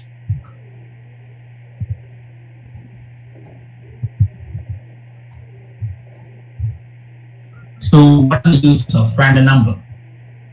Random number are used for simulation. In many scientific and engineering fields, the computer simulations of real phenomena are essential to understanding. So when the real phenomena are affected by unpredictable processes such as radio noise or day-to-day weather, these processes must be simulated using random numbers. So it is, I have just told earlier, like we could see a lot of things in disorder way. In order to have an order in that, you need to add up the random numbers in that. So how it is used, if I can just explain. So another thing is the statistical sampling. The statistical theory is based on statistical theory, which itself is found in the concept of randomness. So many elements of statistical practice depend on the emulation of randomness through random numbers. So these are all the use of random numbers. Analysis. The many experiments in physics rely on a statistical analysis of their output. Like you could see right now the pandemic, how the stage 1, 2, and 3 is implemented is something like how based on you will be giving the vaccine for 1,000 or 10,000 people, and you will be evaluating and you will be tabulating that. So these analyses have been is done with the help of random numbers. The computer programming, the most computer programming languages include a function or a library routine that purport to be a random number generators. So they are often designed to provide a random byte word or a floating point number uniformly distributed between 0 and 1. So it's something like when you want to show some motion. See, so if a ball is there, when you're kept in a square box, you kept a ball, it has to move randomly. So you have to add a random function so that it just moves randomly. So that's how, like a lot of computer programming, a lot of applications there. So cryptography is a very fundamental use where the numbers are required. So you need to have an unpredictable random number in cryptography, which is that can provide security in communication. Something like I'm going to communicate this to you. If there is an intruder, if someone want to hear it, they should not be able to hear it, what I'm telling. So that is a network security, enabled network security done in Google Meet, so that the person without having the link and without getting into the server won't be able to hear it in the right way. So this unpredictable random numbers play a very important role for the key exchange or to have a solid communication between the between the persons which are involved and not the intruder. The random number is used for decision making. I'll just move out the aesthetics. The artist will have a small deviation in rhythm, which makes the music more pleasing. You just look into the music, you will be seeing 1, 2, 3, 4, 1, 2, 3, 4, 1, 2, 3, 4. Instead of telling the way 1, 4, 3, 1, 4, 2. So if there is a small deviation in the rhythm, the music becomes more pleasing. So it is a small bit of randomness makes a computer generated graphics appear soft. So in signal processing there is no anti-aliasing. So in order to inculcate or in order to get the aesthetics, random numbers are used. So there are many different methods between random data. These methods may vary as to how unpredictable or statistically random they are, how quickly they can generate random numbers. So before the advent of computational random number generators, generating large amount of efficiently random numbers took a lot of work. Results would sometimes be collected distributed as random number tables. Right now, I'm working in the generation of random numbers for the principal products in gaming industry. So if you just download any game from the Play Store, from Google or Google Play Store or App Store, you see the person who completes something like let us start with the car race. The person who does the car race in level 1, if the other person is sitting to it, he will be doing the car race level 1. The person is getting different scenarios for the same level. So this happens with the help of random numbers. So random numbers are seeded in such a way that each candidate or each gamer gets a different experience in each scene in the sense, still or each video or each session or each race. So I just give a glimpse of where the random numbers could have been applied in our thought. Sorry. So I just want to explain more on random numbers, but I think if time permits, or I just skip these things and get back to this if time permits. So there are many type of random numbers. But what it has told is the random number should not be generated with the method chosen at random. So any mathematical formula, if you start using to generate a random number, will be at a failure because you have got a predictability or you have got a repeatability chance of getting the same numbers if you use that formula. So that is the complexity of generating a random number. If a person are unable to predict, is it possible to generate the numbers which is not predictable?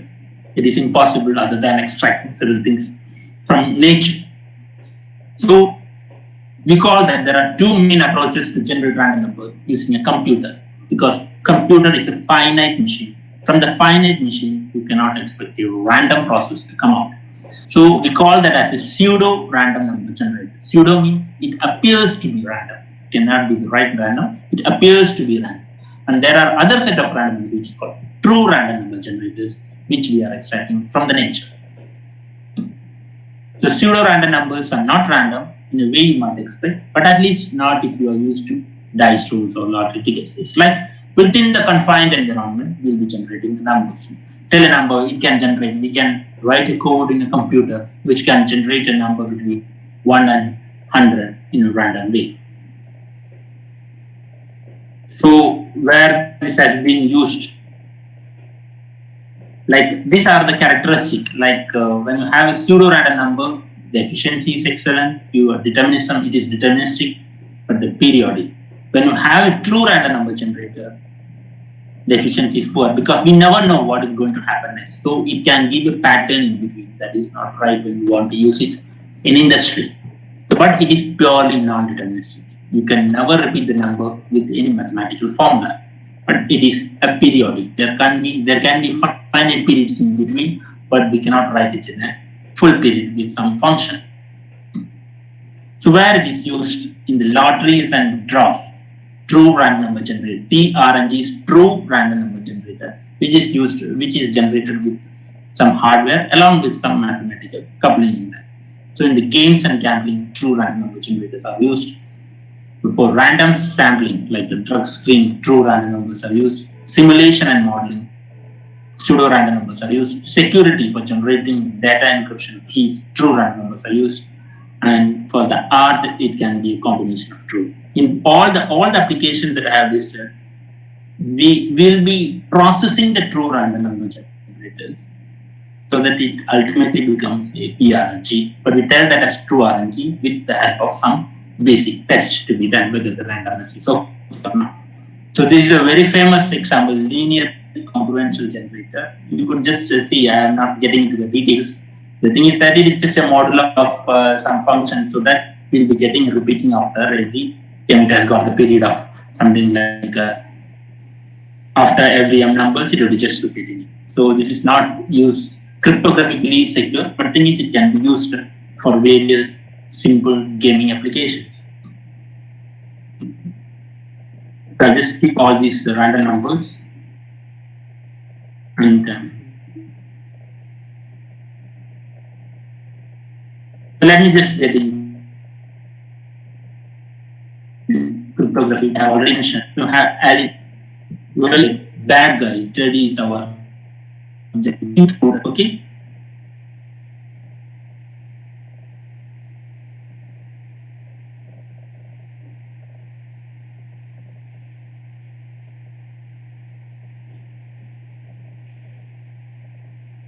So a good bad test clearly wants to read Alice and Bob's secrets, or clearly might have other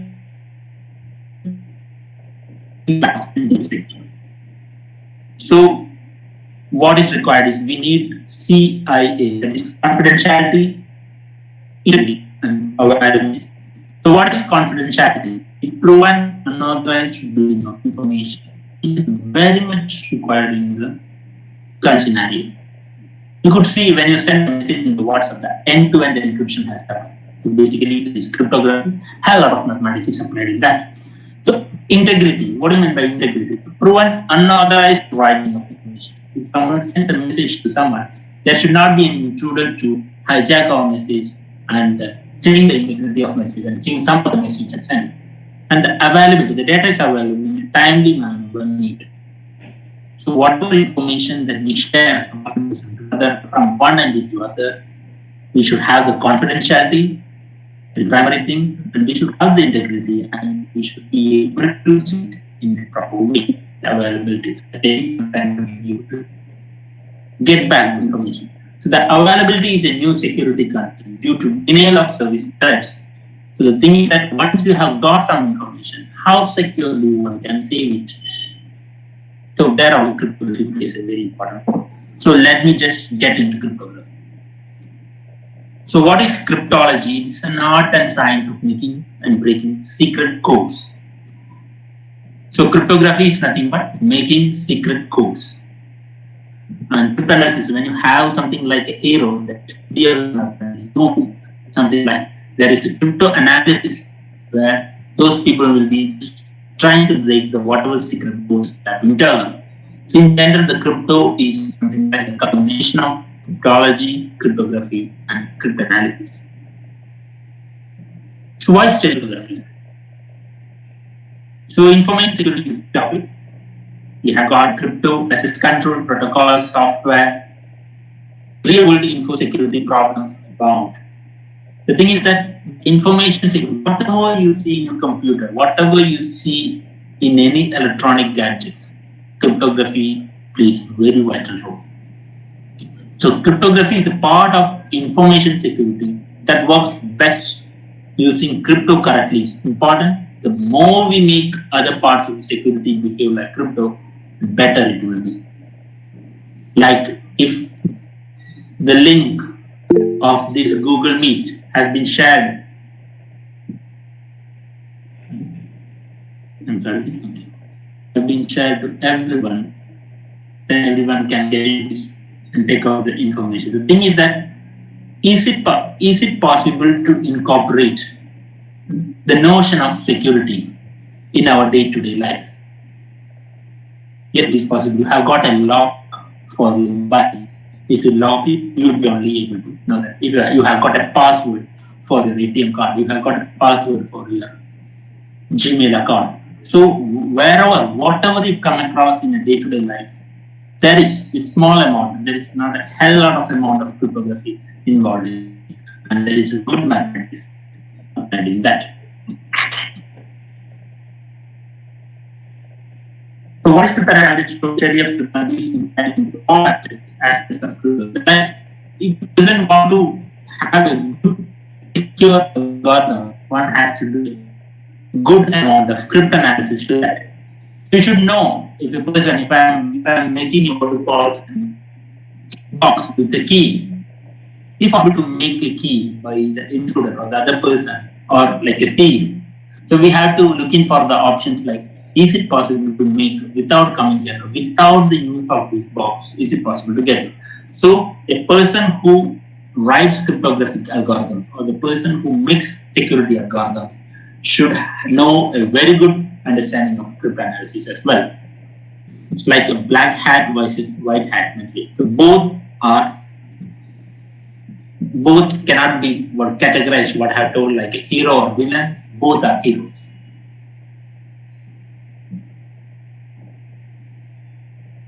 Okay, so how do we do? A crypto system is used to encrypt the plain text. So you have a data when you say encryption, it is called a plain text is encrypted. It is called a ciphertext. So when you get back from the ciphertext with the help of key, we say that it is encryption. So a symmetric key crypto system with same key of encryption and decryption. So these are all the topics involved in crypto. We want to get into detail that you people get bored on this. Just give a glimpse at pretty simple talk. Pretty simple.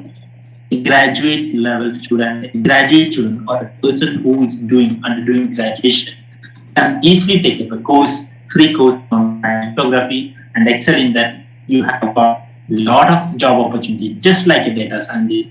You have got an opportunity of data analyst in that security place, security analyst or threat analyst. What are all the threats? Is it possible to tap it out? So in order to have this type of knowledge, one can just start off learning cryptography along with your course. So I just want to give a glimpse that it is a pretty simple topic, and anyone who can right from today can get into this without any basic understanding of things. Once you get into it, the mathematics involved in that could be. But thing is that you can just move across it. Any topic which has got a new thing is initially it will be like a lot of things there. Once you break it into small pieces, a small topic, it will be easy to understand. And the same way you can get into crypto if someone is interested. So I just added certain cryptography if time permits to talk. But I think it's 2 days. Person who has got interest, if I'll be sharing the slides, if someone has got interest, you can just into all these things. So what you meant by secure is if the system is secure if the best known attack is tried to all possible keys. Insecure means if there is an attack. So this and all are comes under cryptography. I'll just skip all these things. And there is a lot of well-known algorithms available in cryptography and where it is used in this thing. So I'll just come into very vital and important thing which will be helpful for life. It's nothing but communicating with confidence in life. You can't always be perfect. Deliver a speech in. So when you are coming out, speaking out after that, what is very much what you know, you should be able to communicate perfectly to the interviewer or the person, or if you're talking with the mom and dad, or if you're talking with your teacher, when you want to have an interaction, how effectively the communication plays a role, how effectively the confidence is, how you can talk with confidence. So these are the simple things. This is very much fundamental. I just want to add the last slide, so that I have seen in many languages when there is conversation introduced topic that was there in that. A lot of people who have done 70%, 80%, 90%, or even 95%, stations like the motto they do.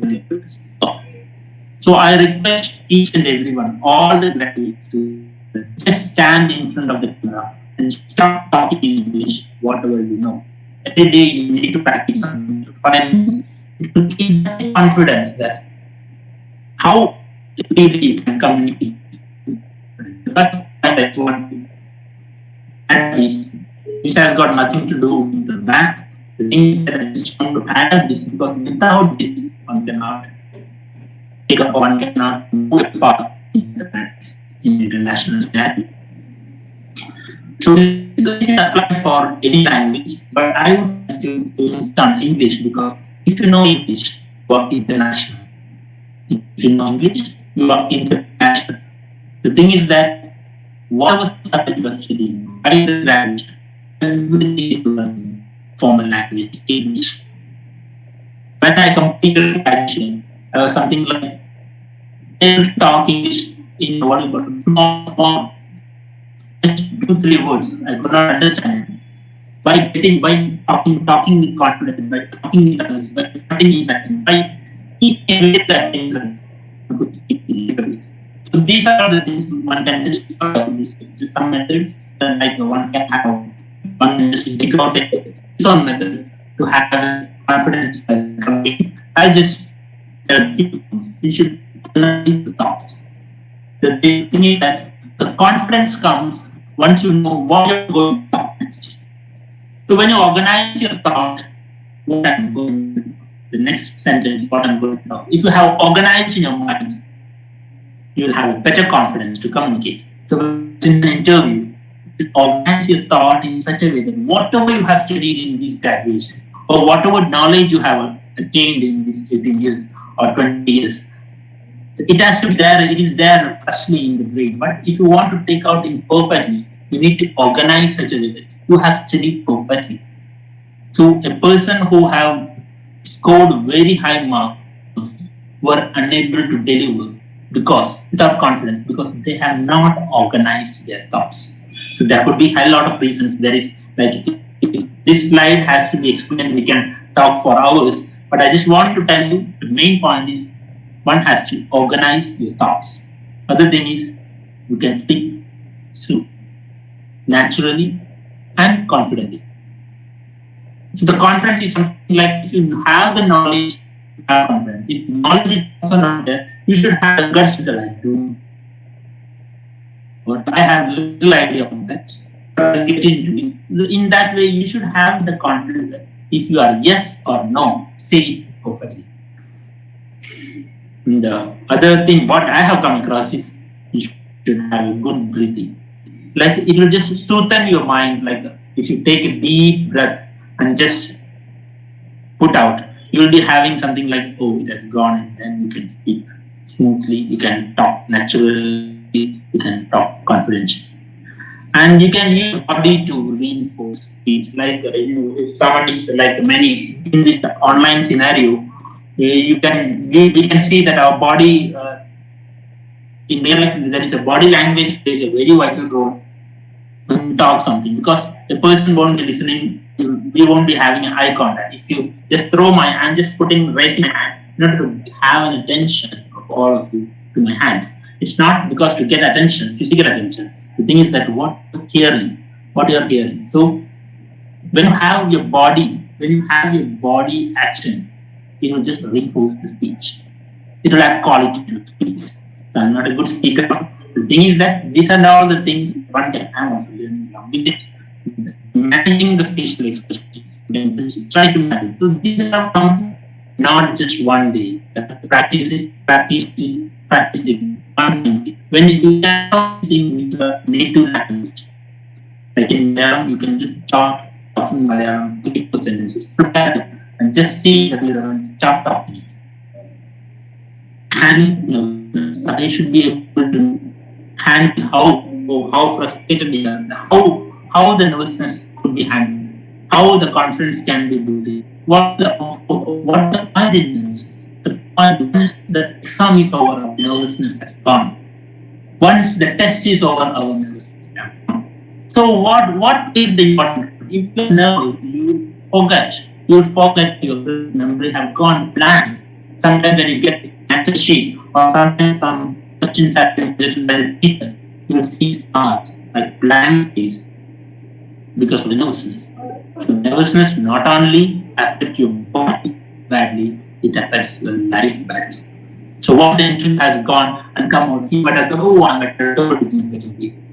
So I request all the undergraduate students to start talking, communicating with confidence, with your friends, with your teachers, with your parents, so that you can handle out all these small, you can just correct all and voice modulation, eye contact, and gestures. So these and all are like next level of communicating with confidence. The thing is that what I want to insist, why I have added this slide is, we should be able to present whatever we know to others. To others in the sense, interviewer or in my office, I have to project, or I have to tell my boss, these are the tasks you have assigned me, these are the things I have done, and these are the things I have not done confidently. So how to build up the confidence in the communication is by just practice. So I request all of you, whatever you know, just try to deliver it in a perfect way. Whatever you know, just try to deliver it in perfect way. So with this, I would like to end up my session, and I would like to give the courtesy to the internet to get all the slides available by Googling it. So there is no copyright for all the things. I have just taken it randomly from the Google. The thing is that, hope this has given some insight to what you call what are the mathematics outside available after the graduation or the extent. So I would like to thank for your patience, and I request if there is any questions or queries on this.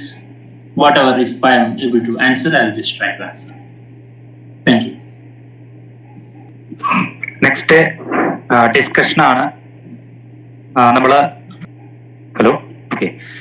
1.5 മണിക്കൂറോളം വളരെ നല്ല ഒരു class നമ്മൾ കേൾക്കുകയായിരുന്നു. നമുക്ക് ഒരുപാട് ഡൗട്ട്സുകൾ ഉണ്ടാവും. ഡൗട്ട്സുകൾ clear ചെയ്യുന്നതിനുള്ള ഒരു സെക്ഷനാണ്. നിങ്ങളുടെ ചാറ്റ് ബോക്സിൽ നിങ്ങളുടെ ഡൗട്ട്സുകൾ ഷെയർ ചെയ്യണമെന്ന് അഭ്യർത്ഥിക്കുകയാണ്. അതുപോലെ തന്നെ ഡയറക്റ്റ് ആയിട്ട് അൺമ്യൂട്ട് ചെയ്യുക, ഒരാൾ അൺമ്യൂട്ട് ചെയ്യുക, ഡൗട്ട്സുകൾ ചോദിക്കുക. ധൈര്യമായിട്ട് ചോദിക്കാം, മലയാളത്തിൽ ചോദിക്കാം, ഒരു കുഴപ്പമില്ല. ഞാൻ ഇംഗ്ലീഷിൽ പറഞ്ഞത് നിങ്ങൾക്ക് ഇംഗ്ലീഷിനോടുള്ള ഒരു താല്പര്യം വരട്ടെ എന്ന് ഉദ്ദേശിച്ചുകൊണ്ടാണ്. നിങ്ങൾക്ക് എന്താണ് സംശയം, അല്ലെങ്കിൽ മാത്തമാറ്റിക്സിനോട് അല്ലെ ഈ ടോക്കുമായിട്ട് ബന്ധപ്പെട്ട് എന്തെങ്കിലും സംശയങ്ങൾ ഉണ്ടെങ്കിൽ നിങ്ങൾക്ക് ചോദിക്കാം. അല്ല, ഇത് കഴിഞ്ഞാൽ പിന്നെ എന്തൊക്കെ കോഴ്സുകളാണ് എക്സ്ട്രാ ആയിട്ട് ചെയ്യാൻ പറ്റുക എന്നുള്ളതാണ് ഡൗട്ട് ആയിട്ടുള്ളത്. പോസ്റ്റ് ഗ്രാജുവേഷൻ മാത്തമാറ്റിക്സ് മാത്രമല്ലാണ്ട് വേറെ എന്തെങ്കിലും ചെയ്യാൻ പറ്റുമോ എന്നുള്ളത്. ഡിഗ്രി BSc മാത്തമാറ്റിക്സ് കഴിഞ്ഞു കഴിഞ്ഞാൽ first option generally masters in mathematics if you have interest in mathematics, അല്ലെങ്കിൽ MSc statistics, masters in statistics ചെയ്യാം. അല്ലെങ്കിൽ ഇപ്പോഴത്തെ ന്യൂ കോഴ്സസ് ആയിട്ടുള്ള MSc ആക്ച്വറിയൽ സയൻസസ്, അതായത് ആക്ച്വറി, ഹൗ ടു എസ്റ്റിമേറ്റ് ആണ് എല്ലാ കമ്പനികളിലും ഉള്ള ഒരു പോസ്റ്റാണ് ആക്ച്വറിയൽ അനലിസ്റ്റ്. അത് പൂനെയിൽ ഇൻസ്റ്റിറ്റ്യൂട്ട് ഉണ്ട്, അതുപോലെ ഒരുപാട് സ്ഥലങ്ങളിലുണ്ട്. അവർ നാഷണൽ ലെവൽ എൻട്രൻസ് എഴുതി കഴിഞ്ഞാൽ MSc in actuarial sciences you can do, and you can go for what you call computerലാണ് ഇൻട്രസ്റ്റ് എങ്കിൽ masters in computer applications, MCA പോവാം, അല്ലെങ്കിൽ MSc കമ്പ്യൂട്ടർ സയൻസ് പോവാം. അതുപോലെ തന്നെ ലോട്ട് ഓഫ് പുതിയ കോഴ്സുകൾ ഇപ്പോൾ ഇംപ്ലിമെന്റ് ചെയ്തിട്ടുണ്ട്. IIT-കൾ, അതുപോലെ IISc, അതുപോലെ ഐസർ പറഞ്ഞിട്ടൊരു സ്ഥാപനമുണ്ട്, അതുപോലെ NIT-കളിലും കുറച്ച് കോഴ്സുകൾ ആഡ് ചെയ്തിട്ടുണ്ട്. അപ്പോൾ അതിൽ BMath, MMath എന്ന് പറഞ്ഞ BMath പോലെ തന്നെ MMath അത് ഒരുപാടുണ്ട്. അതുപോലെ ഡേറ്റാ സയൻസിൽ MSc ഇൻ ഡേറ്റാ സയൻസ് ചെയ്യാൻ പറ്റും. ഇതിനെ കുറിച്ചിട്ടുള്ള list of what are all possible, if you just Google it out you will get many things. എനിക്കറിയാവുന്ന ഇത് എന്തൊക്കെയാണെന്ന് വെച്ച് കഴിഞ്ഞാൽ, ഗ്രാജുവേഷൻ കഴിഞ്ഞ് കഴിഞ്ഞാൽ generally go for a post graduation which has got link with mathematics if you are interested. If you have got more interest in computer science, go for computer science related things. Application side ആണ് interest in MSc mathematics and MSc applied mathematics courses നൽകുന്ന ഒരുപാട് സ്ഥാപനങ്ങൾ പല university സെന്റേഴ്സിലും, അതുപോലെ IIT-യുടെ entrance ചെയ്തിട്ട് പോയി കഴിഞ്ഞാൽ you can have a JAM, അത് വേറൊരു എക്സാം പേരുണ്ട്. അതിൽ പോയി കഴിഞ്ഞാൽ you will get a lot of application, അതിലേക്ക് പോവാം. ഇതൊന്നും അല്ലാതെ തന്നെ you can directly go for many online courses. Right now ഇപ്പോഴത്തെ പാൻഡമിക് സിറ്റുവേഷൻ കാരണം national IIT Kharagpur, IIT Chennai ചേർന്നിട്ട് ഒരുപാട് സർട്ടിഫിക്കേഷൻ കോഴ്സസ് ഉണ്ട്. ദാറ്റ് ഈസ് കരിയർ ഓറിയന്റഡ്, അതായത് കോഴ്സ് നിങ്ങൾക്ക് കരിയർ ഓപ്പർച്യൂണിറ്റീസ്, അതായത് you will have a campus selection, you will have a set of interviews will be there. അപ്പൊ അങ്ങനത്തെ കോഴ്സസും നിങ്ങൾക്ക് ഗ്രാജുവേഷൻ കഴിഞ്ഞിട്ട് if you are tied up with some other വല്ല ജോലി part time ആയിട്ട് ചെയ്തിട്ട് പാരലൽ ആയിട്ട് പഠിക്കാനുള്ള സംവിധാനങ്ങൾ ഇപ്പൊ ഒരുപാടുണ്ട്. അപ്പൊ അങ്ങനെയും വേണമെങ്കിൽ പോവാം. ഇത്രയാണ് എനിക്കറിയുന്നത്. ഒറ്റ ഡൗട്ട്, എനിക്കൊരു ഡൗട്ട് ഉള്ളത്, അതായത് നമ്മൾ ഇപ്പൊ ഡിഗ്രി പഠിച്ചതിന് ശേഷം ഇപ്പം നമ്മൾ സാധാരണ പ്യുവർ സയൻസ് ആണ് പഠിച്ചുകൊണ്ടിരിക്കുന്നത്, അപ്ലൈഡ് ആയിട്ടുള്ള കാര്യങ്ങൾ വളരെ കുറച്ചാണ് വരുന്നത്. അപ്പൊ അതിനുശേഷം ഏതെങ്കിലും കമ്പ്യൂട്ടർ ഓറിയന്റഡ് ആയിട്ടുള്ള ടെക്നിക്സോ അല്ലെങ്കിൽ വേറെ ഏതെങ്കിലും ഒക്കെ ആയിട്ട് നമ്മൾ പഠിച്ചാൽ മാത്രമാണോ ഇൻഡസ്ട്രിയിൽ നമുക്ക് ഓപ്ഷൻ കിട്ടുള്ളൂ? വളരെ പച്ചയായിട്ട് പറയുകയാണെങ്കിൽ മാത്തമാറ്റിക്സ് പഠിച്ചു കഴിഞ്ഞാൽ എന്താണ് ഒരു ജോലി എന്ന് പറഞ്ഞാൽ മാത്തമാറ്റിക്സ് പഠിപ്പിക്കുക എന്ന് മാത്രമാണ്. അതായത് 100% if I can tell in confidence, a person who has completed their graduation is useful for directly teaching the mathematics whatever they have studied. അപ്പോ ഇത് ഒരു 99% നമ്മൾ എല്ലാ മേഖലകളിലേക്കും കടക്കാൻ അല്ലെങ്കിൽ മാത്തമാറ്റിക്സിന്റെ 90% ഒരു 10% അല്ലെങ്കിൽ ഒരു 1%, ഞാൻ അതിനെ 1% ആയിട്ട് കാണാൻ ഉദ്ദേശിക്കുന്നത്. 1% നമ്മൾ ആഡ് ഓൺസ് അത്യാവശ്യമാണ്. ഫണ്ടമെന്റൽ ആയിട്ടുള്ള ആഡ് ഓൺസ് എന്താണെന്ന് വെച്ച് കഴിഞ്ഞാൽ ലാംഗ്വേജ്. ഒരു ഗ്രാജുവേറ്റ് സ്റ്റുഡന്റിനെ സംബന്ധിച്ചിടത്തോളം അവൻ പഠിച്ച കാര്യങ്ങൾ പ്രോപ്പർ ആയിട്ട് എക്സ്പ്രസ് ചെയ്യാൻ അവന്റെ ലാംഗ്വേജ് അവനെ സമ്മതിക്കുന്നില്ല. അതായത് ഇംഗ്ലീഷ് അറിയാത്തതാണ് ഞാൻ ഒരുപാട് കണ്ടുവരുന്ന ഇത്. അതായത് മലയാളത്തിൽ ഇന്റർവ്യൂ അറ്റൻഡ് ചെയ്യുകയും മലയാളത്തിൽ പറയുകയും ഒരു ലെവൽ ഓഫ് കോൺഫിഡൻസ് ഡിഫറൻസസ്. ഒരു MNC അല്ലെങ്കിൽ ഒരു മൾട്ടിനാഷണൽ കമ്പനി ഡയറക്റ്റ് ആയിട്ട് ഇന്റർവ്യൂ വിളിക്കുന്നത് it will be globally or it will be like entire Kerala, entire thing like. അപ്പൊ അവർക്ക് ബേസിക് ആയിട്ടുള്ള എന്താന്ന് വെച്ചാൽ, അതുകൊണ്ടാണ് ഞാൻ ലാസ്റ്റ് സ്ലൈഡിൽ ആഡ് ചെയ്തത്, നമുക്ക് അറിയുന്ന കാര്യങ്ങൾ എത്ര പെർഫെക്റ്റ് ആയിട്ട് പറയാൻ പറ്റുക. അത് ഒട്ടുമിക്ക കുട്ടികൾക്കും പറ്റാറില്ല. കാരണം എന്താന്ന് വെച്ച് കഴിഞ്ഞാൽ they are not used to. അതുകൊണ്ടാണ് ഇപ്പോഴത്തെ സിലബസ് സിസ്റ്റത്തിൽ തന്നെ ഒരുപാട് അസൈൻമെന്റ്സ് അല്ലെങ്കിൽ ഒരുപാട് പ്രസന്റേഷൻ ചെയ്യാനുള്ള സ്കിൽസ് ഡെവലപ്പ് ചെയ്യാൻ വേണ്ടി കുട്ടികൾക്ക് ഒരുപാട് മൈനർ പ്രോജക്ട്സ് കൊടുക്കും. So that how they will be independently trying to do something and performance. ആ പെർഫോമൻസിലാണ് കാര്യം. അപ്പൊ ആ പെർഫോം ചെയ്യുവാൻ വേണ്ടിയിട്ട് ഫസ്റ്റ് ഫണ്ടമെന്റൽ ആയിട്ടുള്ള ലാംഗ്വേജ്, ഇതൊരു ബേസിക് ക്രൈറ്റീരിയ ആണ്. അത് എല്ലാവരും എക്സ്പെക്ട് ചെയ്യുന്ന ക്രൈറ്റീരിയ ആണ്. അടുത്തത്, if you are aiming for an MNC ഒരു മൾട്ടിനാഷണൽ കമ്പനി അല്ലെങ്കിൽ ഇൻഡസ്ട്രി ആണ് നോക്കുന്നെങ്കിൽ കമ്പ്യൂട്ടർ ലിറ്ററസി ഒരു മാൻഡേറ്ററി ആണ്. അതായത് without computer literacy, without knowing a language, A computer language, it could be any language. Earlier കേസസിൽ C അല്ലെങ്കിൽ C++ ആയിരുന്നു. ഇപ്പൊ അതിനും വളരെ എളുപ്പമായിട്ട് നമുക്ക് പൈത്തൺ പഠിച്ചെടുക്കാം. അപ്പൊ പൈത്തൺ അല്ലെങ്കിൽ C++, I really insist C and C++, because C അല്ലെങ്കിൽ C++ പഠിച്ചു കഴിഞ്ഞാൽ ബാക്കി എല്ലാ ലാംഗ്വേജും ഒറ്റയടിക്ക് പഠിക്കാം. അപ്പോ ഇത് നിങ്ങളുടെ ക്ലാസ്സസിന്റെ കൂടെ തന്നെ ആഡ് ഓൺ കോഴ്സസ് ആയിട്ട് നിങ്ങൾക്ക് കൊടുക്കാൻ പറ്റിക്കഴിഞ്ഞാൽ മാത്തമാറ്റിക്സ് പഠിക്കുന്ന കുട്ടികൾ 90% eligible for a good job in MNC. First language training, second computer literacy, it could be any language. ഇത് രണ്ടെണ്ണമാണ് ഞാൻ കാണുന്ന ഫണ്ടമെന്റൽ ആയിട്ടുള്ള കാര്യം. അതല്ലാതെ ഒരുപാട് add on courses part time ആയിട്ടും ഒരുപാട് കാര്യങ്ങൾ ചെയ്യാം. ബട്ട് ഫണ്ടമെന്റൽ ആയി computer literacy and English language, if ഈ രണ്ടെണ്ണം ഇംപ്രൂവ് ചെയ്താൽ തന്നെ it's something like it cover up the whole set. You will get a confidence on attending any MNC interview. ആ സർ. ഓക്കെ, ഇനി ആർക്കെങ്കിലും എന്തെങ്കിലും ഡൗട്ട്സ്? Chat box ഒരു question ഉണ്ട്. Can you please tell us about the actuarial science?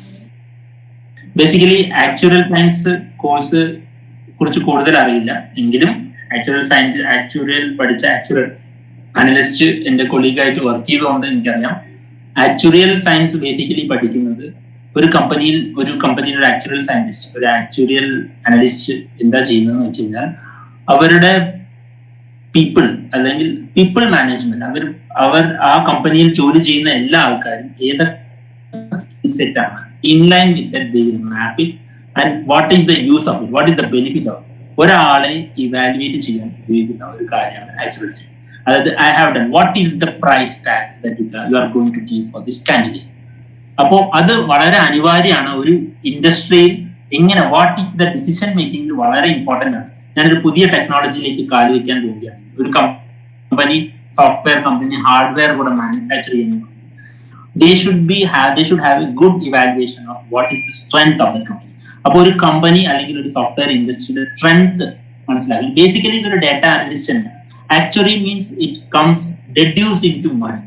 Ultimately നിങ്ങളുടെ ഓരോ ഡാറ്റയും ഈ കമ്പനി ഇവാലുവേറ്റ് ചെയ്ത് ഒരാൾക്ക് എത്ര amount, this person is worth for 1 lakh or this person is worth for 10 lakh or how is it possible to direct ആയിട്ട് നമുക്കൊരു price tag നമുക്ക് കൊടുക്കാൻ പറ്റില്ല മനുഷ്യർക്ക്. But with respect to their knowledge, with respect to the contribution what right now they are doing. അപ്പോ ഇതിനെ കുറിച്ചിട്ടുള്ള analysis കൂടുതലും സ്റ്റാറ്റിസ്റ്റിക്സ് ആണ്. സ്റ്റാറ്റിസ്റ്റിക്കൽ അനാലിസിസ് അത് മാത്രമല്ല ഒരുപാട് കോംപ്ലക്സ് മാത്തമാറ്റിക്കൽ ഫംഗ്ഷൻസ് ഒക്കെ പ്രൊഡ്യൂസ് ചെയ്തിട്ട് with respect to all this available datas what are all the interpretations.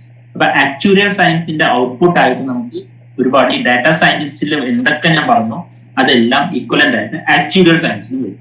Basically how you can estimate the parameters. The parameters could be a person, parameters could be the inventory, parameters could be the machine. ഇതാണ് എനിക്ക് അറിയുന്നത്. ഇനി doubts ഒന്നും ഇല്ലാന്ന് തോന്നുന്നു. അതുകൊണ്ട് നമുക്ക് programme wind up ചെയ്യാം. അതിന് വോട്ട് ഓഫ് താങ്ക്സ് പറയാനായിട്ട് നമ്മുടെ പ്രോഗ്രാം കൺവീനറായ സാബു സാറിനെ ക്ഷണിക്കുന്നു. ഹലോ, ഡോക്ടർ തോമസ് മുത്തേടന്റെ സ്മരണാർത്ഥമാണ് ലെക്ചർ സീരീസ് 2 നടത്തിയത്.